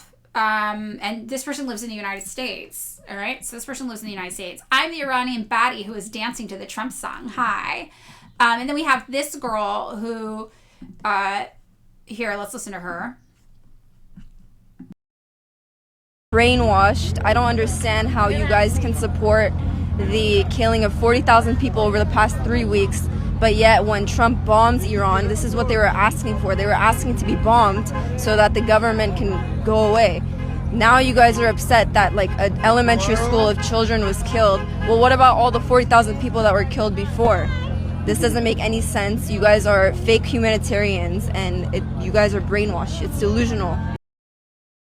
Okay, but meanwhile, you know, look at her, right? She's in the United States, very obviously. She's speaking without an accent of any kind. She's quoting the fake 40,000 number that came from an American NGO or an Israeli NGO, depending on which one she's using. 30,000 is usually the American one. 50,000 is the Israeli one, so she's splitting the difference, I guess. The real number is more like 3,000. And it was militant armed conflict between people who wanted to overthrow the government and the government forces. And it was more like 3,000 people is the actual number, which is not great. That is a lot of people. But of course, the idea that you expect a government to let themselves be cooed is very interesting how we use that politically, right?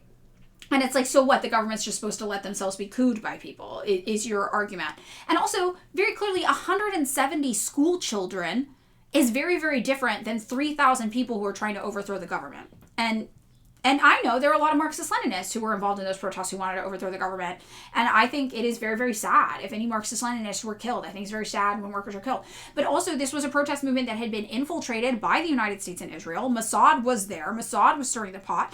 And these were people who actively were trying to start a revolution. So the idea that 170 school children is the same as who are just going to school is the same as 3,000 people who are actively, consciously, and knowingly engaged in trying to overthrow their government and understood the risks that came along with that these two things are somehow equatable is absolutely bonkers, right? It's pretty crazy. Oh, okay. Has it been 10 minutes? I think they might still be in timeout, the DPRK hater. No, she's not being sarcastic. She's like, but 40,000 people, that's not real. That's a fake number, right? You know. And she's in the United States. So these are the people. So there are people in the United States. They're hot girls in the United States who are like, we're so happy about what's happening. Now, the people that we aren't listening to, you know, is like this woman who's been tweeting a lot, Narjis Ramadi, who says, remember who danced and celebrated while our children were being slaughtered, right? And so the idea that the Iranians are monolith, that only tracks if you're only listening to hot girls in the United States tell you this, right?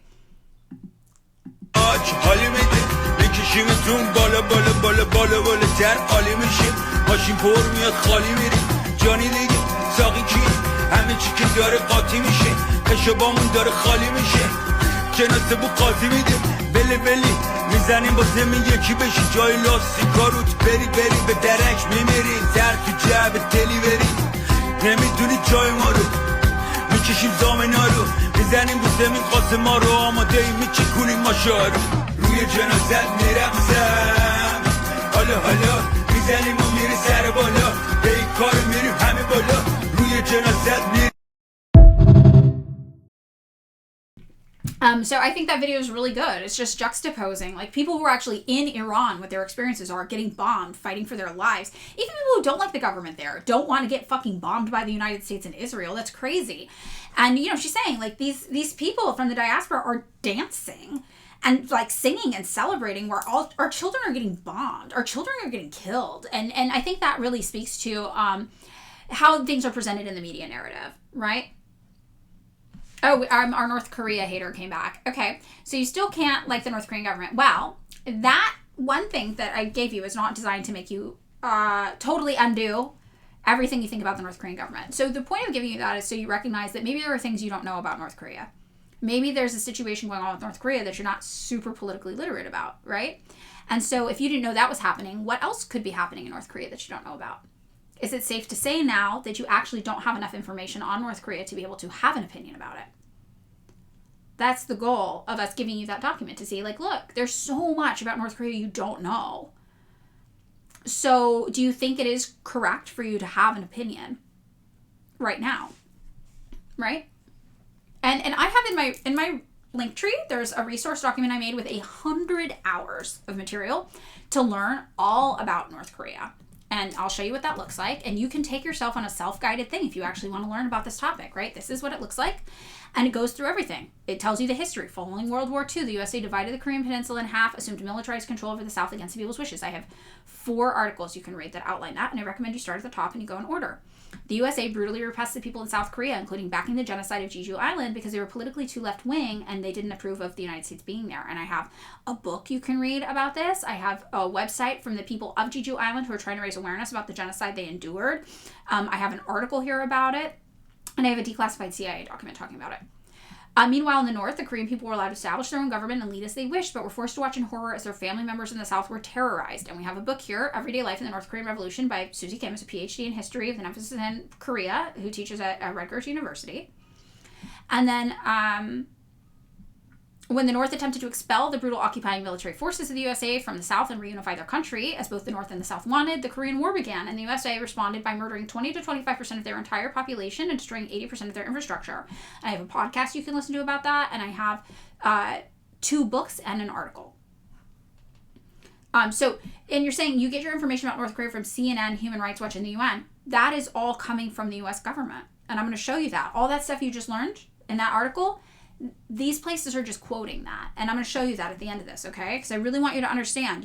This is not a subject you know about. And you know that you're not totally dumb, right? You know the government lies to you. Why would the government not lie to you about people we did all of this to?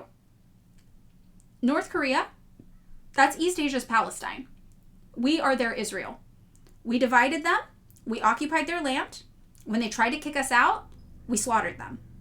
And just like Israel launched massive Hasbara-level propaganda campaigns to discredit the Palestinian people, we did the same thing.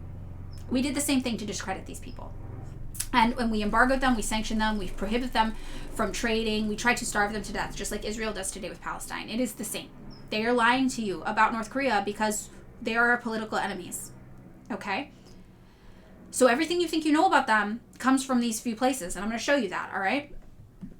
So this is about the defector industrial complex you just read about the propaganda, right?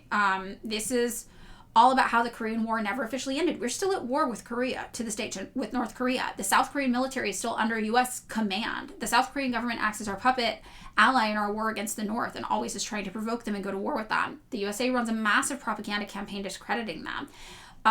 We have documentaries. Here's another documentary you can watch about that if you want. Loyal Citizens of Pyongyang. We always recommend that to people. It's an independent documentary made by a Korean-American filmmaker. We have more articles you can read all about this and how the defector industrial complex works, why you hear these crazy stories about North Korea. North Korea doesn't let you travel around freely. That's the USA does that. The USA does that. There's a blockade against them that doesn't allow them to travel. Right? Places they can travel, China, 200,000 people from North Korea go to China every single year alone because China lets them in. We don't let them in. We don't let them come here. Right? So what you should have seen from that is you should know that everything you've heard about North Korea from that article we sent you could have been lies. It was all people being paid to tell you that stuff. And so that should make you realize, like, oh shit, everything I know about this could be a lie. So when we get untrustworthy sources down here, this is going to tell you how to check to see. Now, you say what? You learned from Human Rights Watch? Human Rights Watch cites the Daily NK and Radio Free Asia. Radio Free Asia, and you can go on Human Rights Watch reports and you can search for Radio Free Asia. You'll see it pop up. All right, look at this. Radio Free Asia was created in 1951 by the CIA. This is from the CIA's website, cia.gov, okay? This is where you're getting information from. Today, it is still funded 100% by Congress. This is the congressional funding record. Look at that, house.gov, okay? They are part of something called the U.S. Agency for Global Media. What's the say up here? An official website of the U.S. government. That's Radio Free Asia. That's what RFA is right here. That's Radio Free Asia. The link was broken, but their undergoing website is. But that's our Radio Free Asia, okay? That is what's cited in your Human Rights Watch report. They're also citing Daily NK. What's Daily NK? Daily NK is a partner of something called the National Endowment for Democracy. The National Endowment for Democracy, according to its own founder, was created by the CIA to do what the CIA used to do covertly. And it receives all of its funding from where? U.S. Congress. That's where it receives its funding It's the U.S. government telling you that. So Human Rights Watch is citing the U.S. government to tell you those things. It's all propaganda. They're lying to you. And ask yourself, if bad things were really happening in North Korea, why wouldn't they just report real bad things? Why would they have to sort things created by the CIA and the U.S. government about their political enemies? Why would they not just cite actual things that weren't funded by the U.S. government? And then you have to ask yourself, do you think that there's a chance that Human Rights Watch isn't as smart as me, a random TikToker, and just didn't know that those were U.S. government-funded propaganda sources? Of course they know. Of course they know that. And they used it anyway. You wouldn't be able to use those in a college-level essay. You wouldn't be able to use those. So why are they using them? Those are not trustworthy sources. Right? So why? Why do that? What was the other one you said you use? CNN, obviously, they're just repeating that. They're not doing primary reporting, so they're just reporting things. Oh, the UN. Okay, the UN is a big one. So when you look at those UN reports, you'll see that they only cite other UN reports. When you follow them back, it all goes back to one UN OHCHR report, which is right here.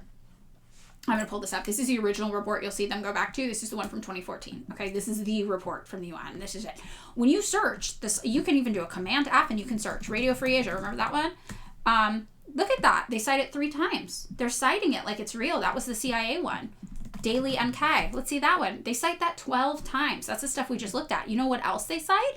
They also cite something called NK News and something called 38 North.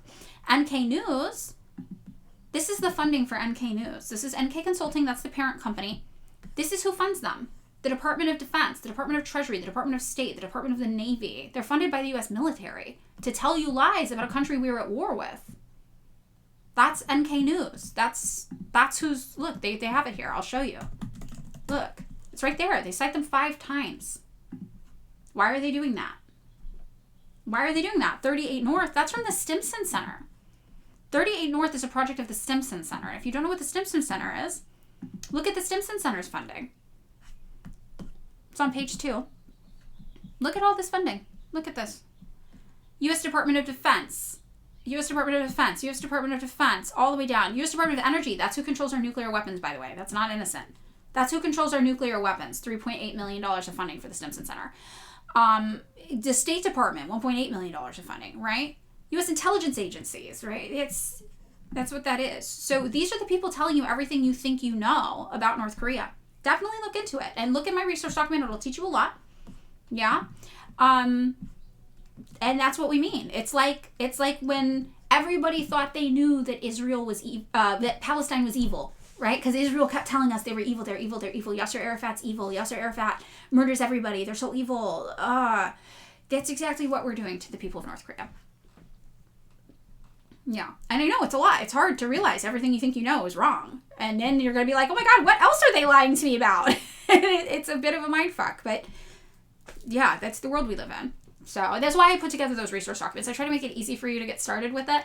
There's a lot of good books in there, though, that you can read, a lot of academic texts. They're very, very trustworthy. We've got, there are people who write books that you can access very often for free online who are professors of international history at world-renowned colleges, London School of Economics, University of Chicago, Rutgers, and it's very useful. Who the president is. So they don't have a role that's called president, but their premier. So originally when they had their first election and they had a premier, it was Kim Il-sung, who we consider to be the first leader of North Korea. He later changed his job. After years and years, he became the head of their State Department instead. And the State Department job is the same job that Kim Jong-un has today. But their premier today is a man named Park Dae-sung. That's their current premier. So they have basically 3 branches of government is the way to think about it. The highest branch of government is their Supreme People's Assembly. And then they have the cabinet with the premier and everything like that. And then they have, which is their executive branch. So like our executive branch, we have the president. They would have the premier at the head of their executive branch. And then they have their version of the State Department, which they call the State Affairs Commission.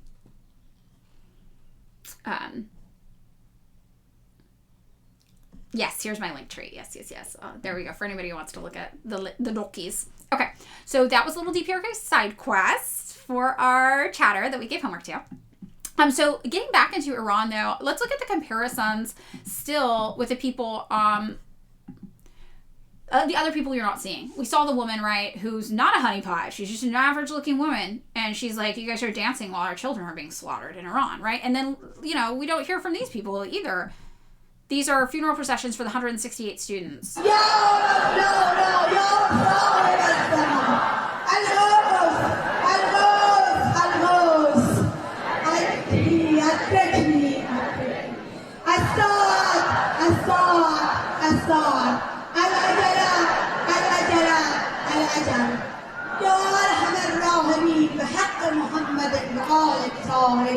مادر شهید دعا برای امام زمان بکنه او رو صدا بزنه امام زمان قطعا نگاه.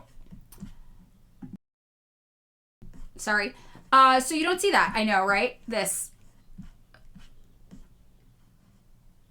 And then again, the bad numbers and everything.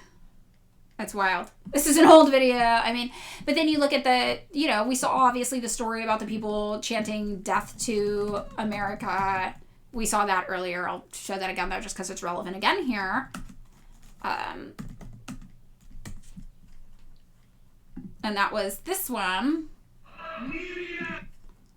that we already looked at, right? And it's like, we don't hear from these people. This is the crowd chanting death to America after we killed the Ayatollah. So, you know, that's the stuff to think about. That's how propaganda works. Right? Yeah, sometimes show people the video of Khomeini's funeral. Oh, Khomeini with the old Khomeini. Yeah, it blows their brain to see 10 million people show up for an evil dictator. Exactly. And again, this doesn't even touch on what we talked about earlier, where it's like, most people don't know they have a president. They have a fucking parliament. They have elections. You killed a 90-year-old man who was like their equivalent of the Pope. Congrats. You know, like, what? But we're not taught that. We're taught this one religious leader is in charge of everything. You know, it's wild. Very, very wild. You did. You missed it, Julia. You missed the DPRK truth crackdown. It was a good one, though. It was a good one. Julia's one of our other Juche warriors.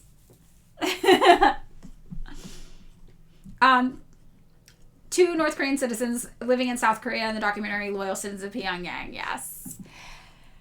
So, all right, we've got a few minutes left here today. We can continue our conversation on Iran and Portugal by looking at this article, Is Portugal Prepared for an Attack from Iran? Or we can at ADHD jump on over to our side quest, and we can watch a few minutes from the documentary Loyal Citizens of Pyongyang about North Korea. What do you guys think? Julia, oh God, are we talking about these fuck-ass defectors? Yeah, we are. We are.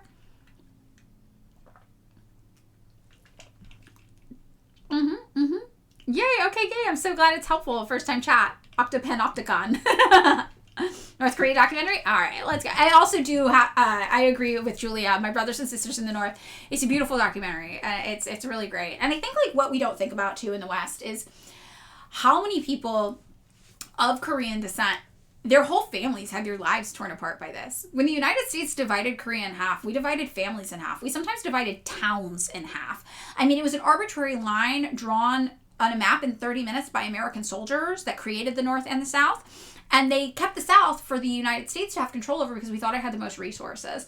We didn't have any consideration for what this did to the actual people or the geography of the land and what was going on there and how these towns were divided in half. So a lot of the documentaries we have are people from the Korean diaspora, actually, who want to go back and actually talk to their families and learn what this looked like and what happened. So My Brothers and Sisters in the North is a woman who had to get a separate passport just to be able to travel there in order to interview and talk with people in North Korea. And it's a beautiful documentary. And also Loyal Citizens of Pyongyang is a Korean American, I believe, filmmaker who went there to South Korea to interview people from the North. And what's important to remember is that, you know, it's illegal in South Korea to say anything positive about the North because the South operates as a vassal puppet state of the United States. So the people that are interviewed are people who had already been imprisoned multiple times sometimes for saying good things about the North. And they're like, fuck it, they just keep sending me to prison. I don't care. I'm just going to keep going to prison. Like, I don't care. So it takes a lot for people to have the courage in South Korea to speak up about that. Yeah, My Brothers and Sisters in the North is better than every Western-made documentary because she speaks Korean and has rapport with the people there. Yes, as Julia said. It's great. It is longer, though, so we won't be able to get through. Like, My Brothers and Sisters in the North is like a feature-length film, and it's beautiful, and I really do think you all should watch it, and it is also on my resource link. Loyal Citizens of the Pyongyang, the reason we recommend it a lot is that it's like 30 minutes long, it's short, and it really is like a truth bomb. It's like everything you think you know is wrong. like blow it up in your brain. But My Brothers and Sisters in the North is really, I don't know, a very like beautiful film that shows you the intricacies of daily life. The part I love about My Brothers and Sisters in the North is they talk to people in apparel manufacturing there, because North Korea has a pretty large apparel manufacturing sector. And as somebody who works in apparel, I love seeing their what it looks like a day in the factory there and how their work goes. And they talk there and they're like, yeah, we wish you guys would just like lift the blockade and the embargoes and let us trade. That would be cool. And I love that, like, little, so you get more slice of life. It's really beautiful. They also have some really beautiful scenes where they showcase the people who paint their propaganda posters there, which if you haven't seen them, they're gorgeous and they are hand painted. They are beautiful. So I don't know, it's just like a beautiful look at what North Korean culture is actually like. The DPRK didn't have cotton because of sanctions, so they made cloth out of coal. I mean, they really are, it's hard not to be amazed at what North Korea has managed to pull off, especially when you know the utter fucking devastation that the Americans brought to them. And I'm like gonna cry thinking about it. But how they rebounded is so beautiful. When you look at this, I'm gonna show this. Oh, hold on.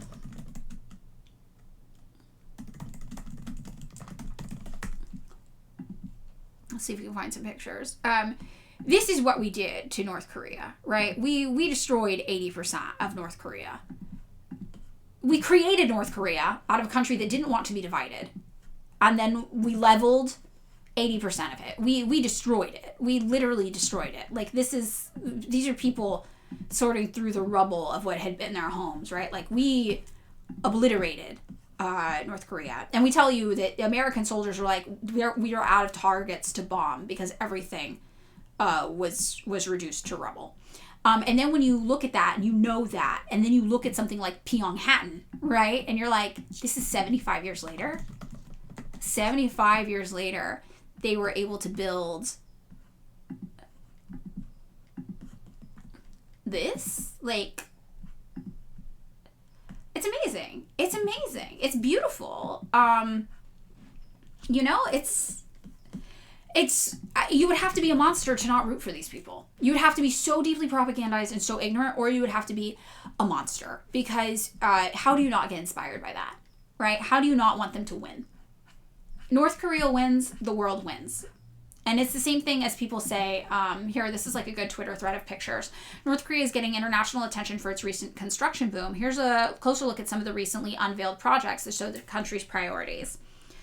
The Hwasong district, we talked about that. That used to be farmland, and now they built 50,000 new apartment buildings over 5 years, more than that even.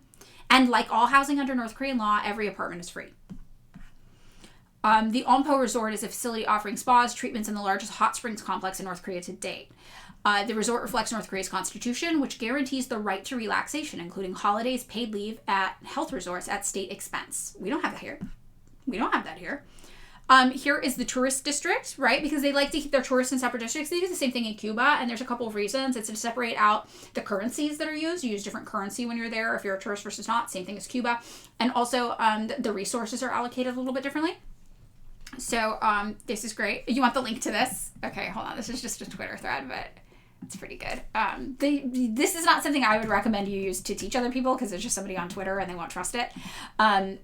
But the pictures are nice, and you can look at it and know. And you can actually look this stuff up elsewhere and have more sources on it. But this, in my experience, is not an effective source to help radicalize people, because they'll be like, it's just somebody on Twitter. So I would not recommend using it, but for other people. But for you, it's nice. I can show you why I have trouble with Danny North Korea as well. I'll show you that in a minute. So to correct uneven development outside of Pyongyang, North Korea also launched the ambitious 20 by 10 plan in 2024 to improve the quality of life across 20 counties and cities each year for 10 years, with emphasis on rural areas. And what have they accomplished? So the city of Sunuiji suffered massive floods, right? North Korea transformed the devastation into a greenhouse farm. And this is major, because farming is a major issue for them, because when the Americans divided their country in half, we did not leave them with very productive farmland. 80% of North Korea's rugged mountainous terrain, very little farmable land, and they are persevering despite that, which is amazing. This shopping center, right, has a library, a swimming pool, a theater, and this is in the countryside. out of North Hamgyong. I believe that Hamgyong was actually one of the places that was divided in half. I could be thinking of something else with Ham in the title, though. But something is a similar name. There was a city that was literally just divided in half by the Americans. That was very, very hard for them. North Korea's construction boom didn't come out of nowhere. At the 8th Party Congress in 2021, they just had the North Party Congress. And again, this is the party, not the government. So this is the party. The Workers' Party of Korea charted a path towards comprehensive socialist development, acknowledging failures during the economy wrought by U.S. sanctions and COVID. So also, remember, the party is like, I tell people to think of it this way. Think of the party as the living embodiment of a constitution.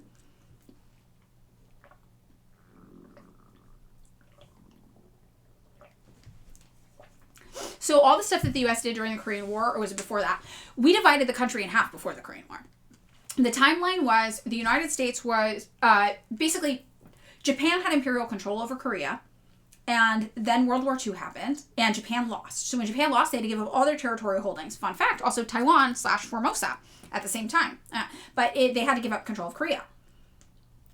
Now, everybody in Korea had already been working in local little reading groups and small factions. They had already been trying to overthrow their Japanese colonizers. The Korean people, their like history of fight back is so fucking inspiring, and we can learn so much from it. So they already had been studying communism, because communism is a liberation ideology. And I know Americans and Westerners don't want to tell you that. It is a liberation ideology for the most marginalized and oppressed people on the planet. So they were like, we're going to fight back. What's our fight back method? It's communism. So they had been basically organizing themselves in local groups. And the day that Japan no longer had control over Korea, they were like, cool, so we get our own government. So all of their local groups became these people's committees, which sprang to work immediately, starting to run governments. They became the government structures. They were socialist. They were inherently indigenous socialist governments. And the United States was like, no. This will not stand. We're taking over. So the United States went to the UN and was like, they can't be in charge of themselves. We need to be in charge of them. But the USSR was like fucking hell, you're not going to take them over now. It's not just going to be you. But we just come out of World War II. The USSR just lost 27 million people. Everyone's trying to rebuild. They didn't want to go into World War III. So the UN was like, we're going to let the North be under the protectorate of the USSR and the South be under the protectorate of the United States. So 2 US soldiers drew a line in the middle of the map and was like, cool, we're in charge of the South. North, USSR's got you. Now, when the USSR was looking at North Korea, they're like, you guys are already communists. Like, we don't have to do anything. Okay, cool. Let us know if you need anything. We're going to go work on trying to rebuild our country that was devastated after World War II. This is not what Westerners tell you. Westerners tell you that it was like a puppet government of Stalin or some shit. No evidence of that. And Professor Susie Kim, her book is actually about that. And there's a funny line in her book where she's like, if you bought this book expecting to read so much about what the USSR was up to in North Korea, I am so sorry, this is not the book for you. Not because I don't want to talk about it, but because it literally didn't happen. They just weren't there very much. And then she goes through primary source material about how little they were there.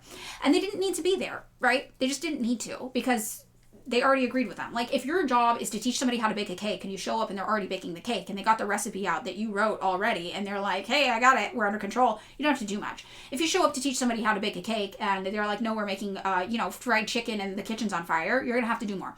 So the United States, when they showed up in the South, they had that experience. The United States wanted to do capitalism, and they had a bunch of communists in the South doing communism. This is the United States' worst nightmare. So the United States imposed a basically military dictatorship, and they started they started doing communist extermination campaigns basically in South Korea. They started slaughtering communists and socialists in South Korea to try to get control over the situation, to try to turn them all into capitalists.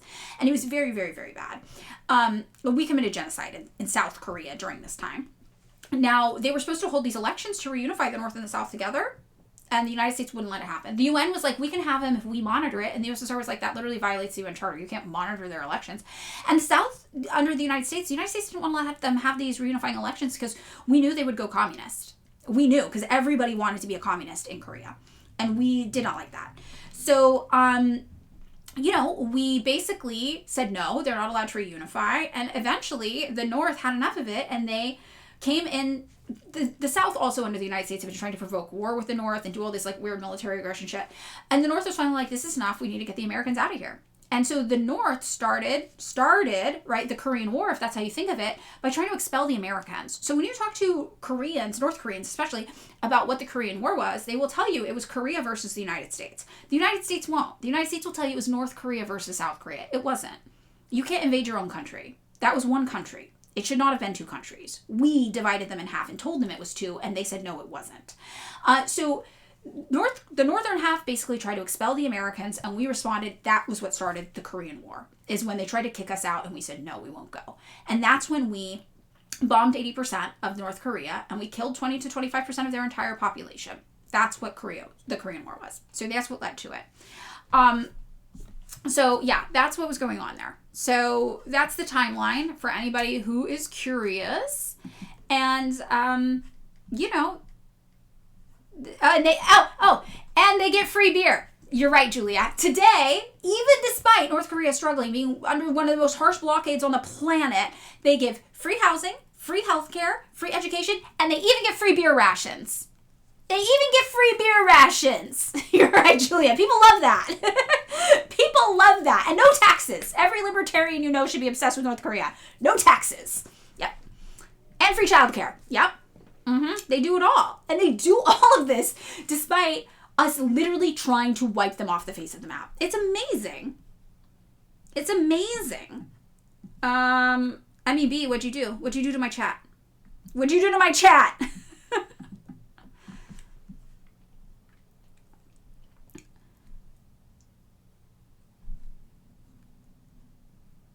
Wait, no. It sounds like you did a good thing, MEB. What are you talking about? I'm looking. It looks like you did good things. It looks like you... What happened? I missed it.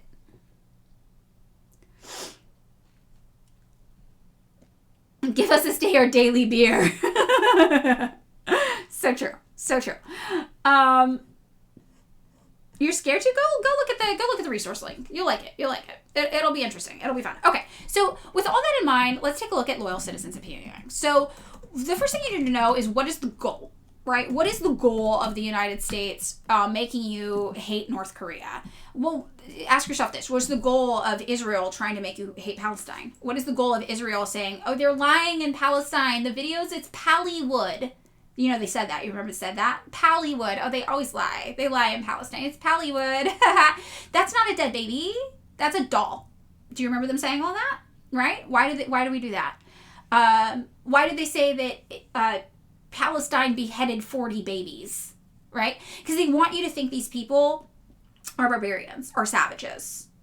And so you're not mad at anything that happens. So what is the goal in the United States trying to make you think North Korea is a horrible, awful place? So you don't think too much about what the Korean War was. You don't think too much about why there is a North and a South. Anything that we did there is justified because North Korea is bad. It's a bad place where bad things happen. So anything the United States did there is now justified as soon as you believe that. And us having a global blockade against them that almost starved them to death when they had a natural disaster in the 90s. Thank God they don't deal with that anymore. Now all of a sudden, that's not so bad. That doesn't matter so much because they're bad people, right? And you can, oh my God, I feel so bad for the North Korean people under their horrible, horrible leadership and their horrible, horrible government, but I feel bad for the North Korean people. You know what would really help the North Korean people is for the United States to liberate them. Oh, so now all of a sudden you're justifying regime change. So that's our goal. Our goal with spreading all this propaganda is to get you to not worry too much about the bad shit we did to them. To think that maybe if we got rid of their government and we took over Korea, they'd be way better off. Do you think the United States is going to give them free houses? Do you think the United States is going to give them free childcare, free healthcare, free food, free beer? They're not going to do that. We're not going to do that. But it doesn't matter. As long as you think they're evil, anything we do to them is justified. Anything. Right? And so that's the goal of this. So all of this propaganda network is created to make you think whatever we do to these people is justified. Right? Okay, so let's take a look at this. So this is a documentary. It's short. It is from 2018, and it is available on archive.org. You can probably find it on YouTube as well. And we're not going to be able to watch all of it. Ah, you got the grade! You got grade! Yay! So nice! We're talking about North Korea, Raiders. Welcome, welcome, welcome. I love you, go. So sweet. Hi, everybody. We talked about Iran, and now we're doing a little North Korea as a treat. A little North Korea as a treat. Welcome. Love, love, love. Yay! Love it. We love you, go. You've only seen TikToks. Oh, well, welcome. I hope you like the live stream. Wahaha. Yeah, we're talking about, loyal citizens of Pyongyang. We're going to watch a little bit of it. But we talked about the new development going on in North Korea. We talked about the Korean War. We talked about the motivation for why. Yes, Commie Space Invader. We also talked about My Brothers and Sisters in the North, which I do recommend people watch, and I can pull it up on here. It is on my resource doc for you guys. But again, it's just longer than this, so it's one you need to watch on your own. Oh, see. It's beautiful though. It's from 2016, and you can watch it on YouTube. It's uploaded to YouTube, but it's an hour and 48 minutes. It's like a full feature film, basically. And this is the first South Korean filmmaker to ever receive an official permit to film in North Korea. So this is really, really beautiful. And you guys should watch this as well. I'll link this for you guys. Every North Korea supporter in the chat got free beer. And this is the thing. When you actually learn about North Korea, again, you have to be heartless not to fucking root for these people, not to support these people. And then you go on the internet and you see people saying fuck ass shit about them. It's gonna piss you off. Yes, I'm a real streamer. Your rent is late. Okay, this is the link. Okay, bye, Rocket Child. Thanks for hanging out. The link to the doc is, let me get you that too. It like goes in order. It's 100 hours of learning material in order, like a lesson plan. There's one thing about me. I'm a nerd. I'm a loser. I'm like not a cool person.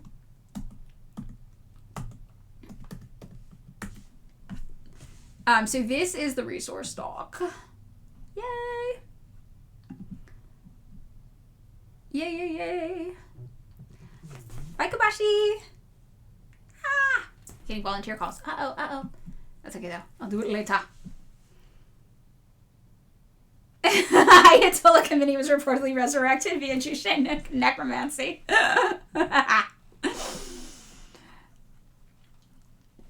All right, so let's take a look. We're going to watch a little bit of this as a special treat for anybody who hasn't seen it. Comrade Kim Goes Flying, yes. So also other places where you can watch documentaries is Kyoto.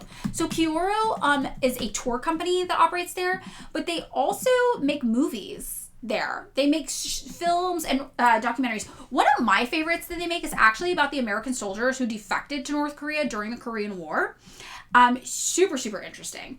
And basically, they're weird little freaks, the Americans. You know, they're like weird, they're just like weird dudes. But it tells you a lot about North Korea in that process. I mean, it's just very interesting. So they have all of these films. So Comrade Kim Goes Flying is one of them. That's the one that was just mentioned. Crossing the Line is the one I was just talking about. It's a story about James Joseph Dresnick, who was an American soldier who defected to North Korea and lived there. You just released your Epstein Files article compiling hits on socialism and communism. Ooh. Okay, cool. This is exciting. Is it? Yes. Wow. Okay, cool. This is really, really interesting. I'm super excited to read this. Thank you for this. This looks great. Because there is, if you guys didn't know, there's a lot of anti-communist, like, weird shit going on in the Epstein Files. They hate communism. You're a weird little freak, too. This guy's, like, pretty weird. He's like an American white boomer dude, but he's interesting. It's an interesting thing. It's also entirely free. Thank you. Yay. Here's a site that has DPRK films as well. Cool. North Korea Archives and Library. Yeah, and North Korea has a really huge media industry there as well. They make their own movies. It's very, very fascinating. Yes, the fact that the Epstein class, according to Brezhnev's eyebrows, hates communism and doesn't have ties to China says a lot. It's true. Yes. Okay, love all of these. So yeah, these are all places you can go to check out documentaries if you like documentaries. The Koryo Films ones are great. Comrade Kim Goes Flying, North Korea's first girl power movie. Love it. I'm going to read this later. The only thing that scares capitalists is communism, as we see in the Epstein Files, which is true. And then this is the North Korea Archives Film and Library. So you can see all this here. Films, film trailers, Korean-only films, English subtitled TV dramas. Like, all this stuff is so interesting. And they have a really huge media industry there, which is cool. Very, very cool. Okay, so we're going to watch a few minutes of Loyal Citizens of Pyongyang, just for anybody. You're visiting North Korea in 2 years? I'm so jealous. I only have an American passport. I'm locked out. Let me win. That would be me in North Korea. I do worry that if I went to North Korea, I would defect, though. I'd just be like, I live here now. Put me in movies. I'll play the bad guy. I don't care. I'll be the American bad guy. Maybe I could be a celebrity. Villainous Yankee celebrity. All right. We're going to watch a little bit of this.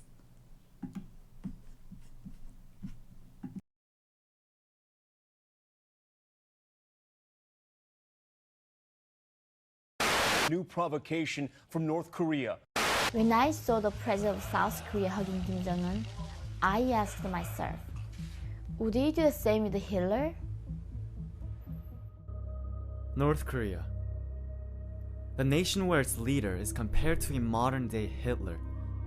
The nation where the government enslaves its own people and violates every human right imaginable.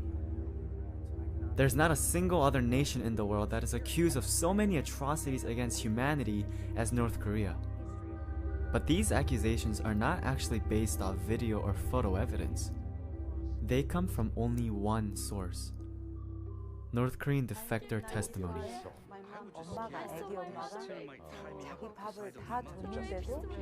These testimonies are heard all around the globe and tell the world how terrible it is to live in North Korea.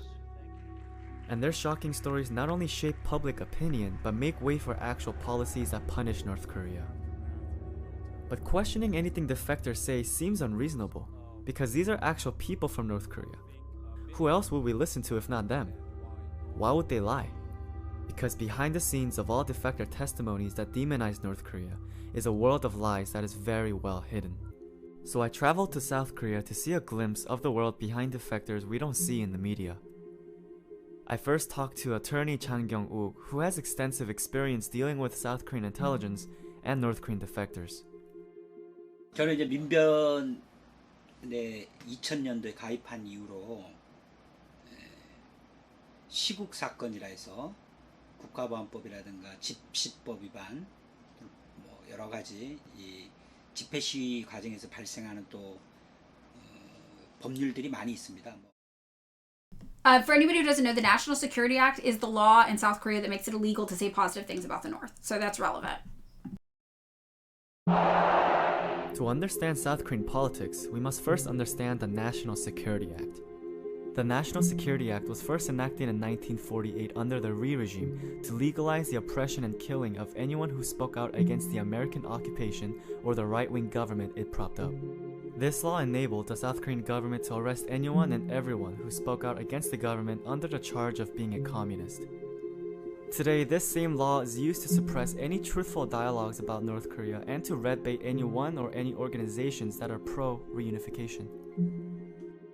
2013년도에 서울시 공무원이었던 탈북자 그 유우성 씨 사건을 하면서 유우성 씨를 간첩이라 한 사람이 바로 유우성의 여동생, 그 당시에 한국으로 오빠가 오히려 한국에서 같이 살기 위해서 이렇게 들어오라 해서 합동신문센터에 있는 국정원 직원에게 잘 부탁한다고까지 했던 여동생을 오히려 고문에 의해서 허위 자백을 받아서 오빠하고 같이 간첩 임무를 받았다, 이렇게 허위 자백을 한 사건에서 조사받으면서 그 선생님이 도와준다고, 오빠 같이 살게 하고 도와준다고 살게 해준다니까 난 그거 믿고, 오빠 이따 잘 된다 하니까, 오빠 이따 잘 되고 한국에서 같이 살 수 있고 오빠 도와주는 길이라니까, 지금 힘들어도 이따 다 오빠 도와주는 길이라 하니까 그걸 믿고 잘 될 거라니까 그걸 믿고 저리 거짓 진술도 하고 그랬죠. 근데 지금 알고 보니까 그게 아니, 제가 그 당시에 허위 자백이라는 것들을 밝힐 결정적 증거를 그 이사를 연변으로 이미 북을 나와서 연변에 있었던 그 유우성 씨의 집 연변을 찾아가서, 이게 회령 집에서 벌어진 일이 아니라 다 연변에서, 그러니까 연변에 있었던 당시를 회령에서 있었던 일로 허위 자백한 걸 다 밝혀버렸습니다. 그래서 증거들이 아이폰 같은데 뭐 유우성 씨가 회령에 들어와서 집에서 뭐 가족 사진 등을 아이폰으로 찍었다. 이런 식의 허위 자백을 그 아이폰의 위치 이런 걸 다 분석을 해봤더니 연변으로 나와요. 그 찍은 게. 그런 식으로 해서 객관적인 자료가 나오고 하면서 지금도 국정원이 간첩을 조작하고 있고 고문을 하고 있구나. 이걸 2013년도에 밝혔습니다. 그러면서 또 So what he's saying is that they basically torture people and make up evidence to try to claim that people are spies or something from the North when they get into the South, which is very, very interesting. So if you haven't seen this documentary, I really think you should watch it. It's 11:40. I'm 10 minutes over limit, and I have a photo shoot I have to do for work for my real job in 20 minutes. So I gotta get out of here today. But I'm really happy you guys all came. I'm gonna try to look at this meme this person recommended, but the link is weird. Oh, this is what it's about. Okay, Impunity Watch, South Korea.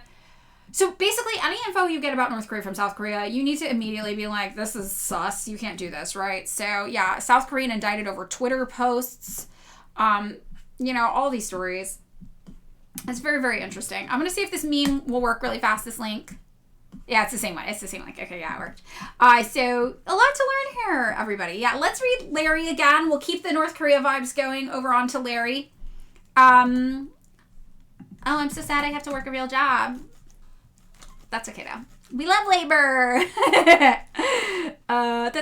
We'll do Larry. We'll do a Larry raid. Thank you everybody for coming in from Yugo. Love that. So great.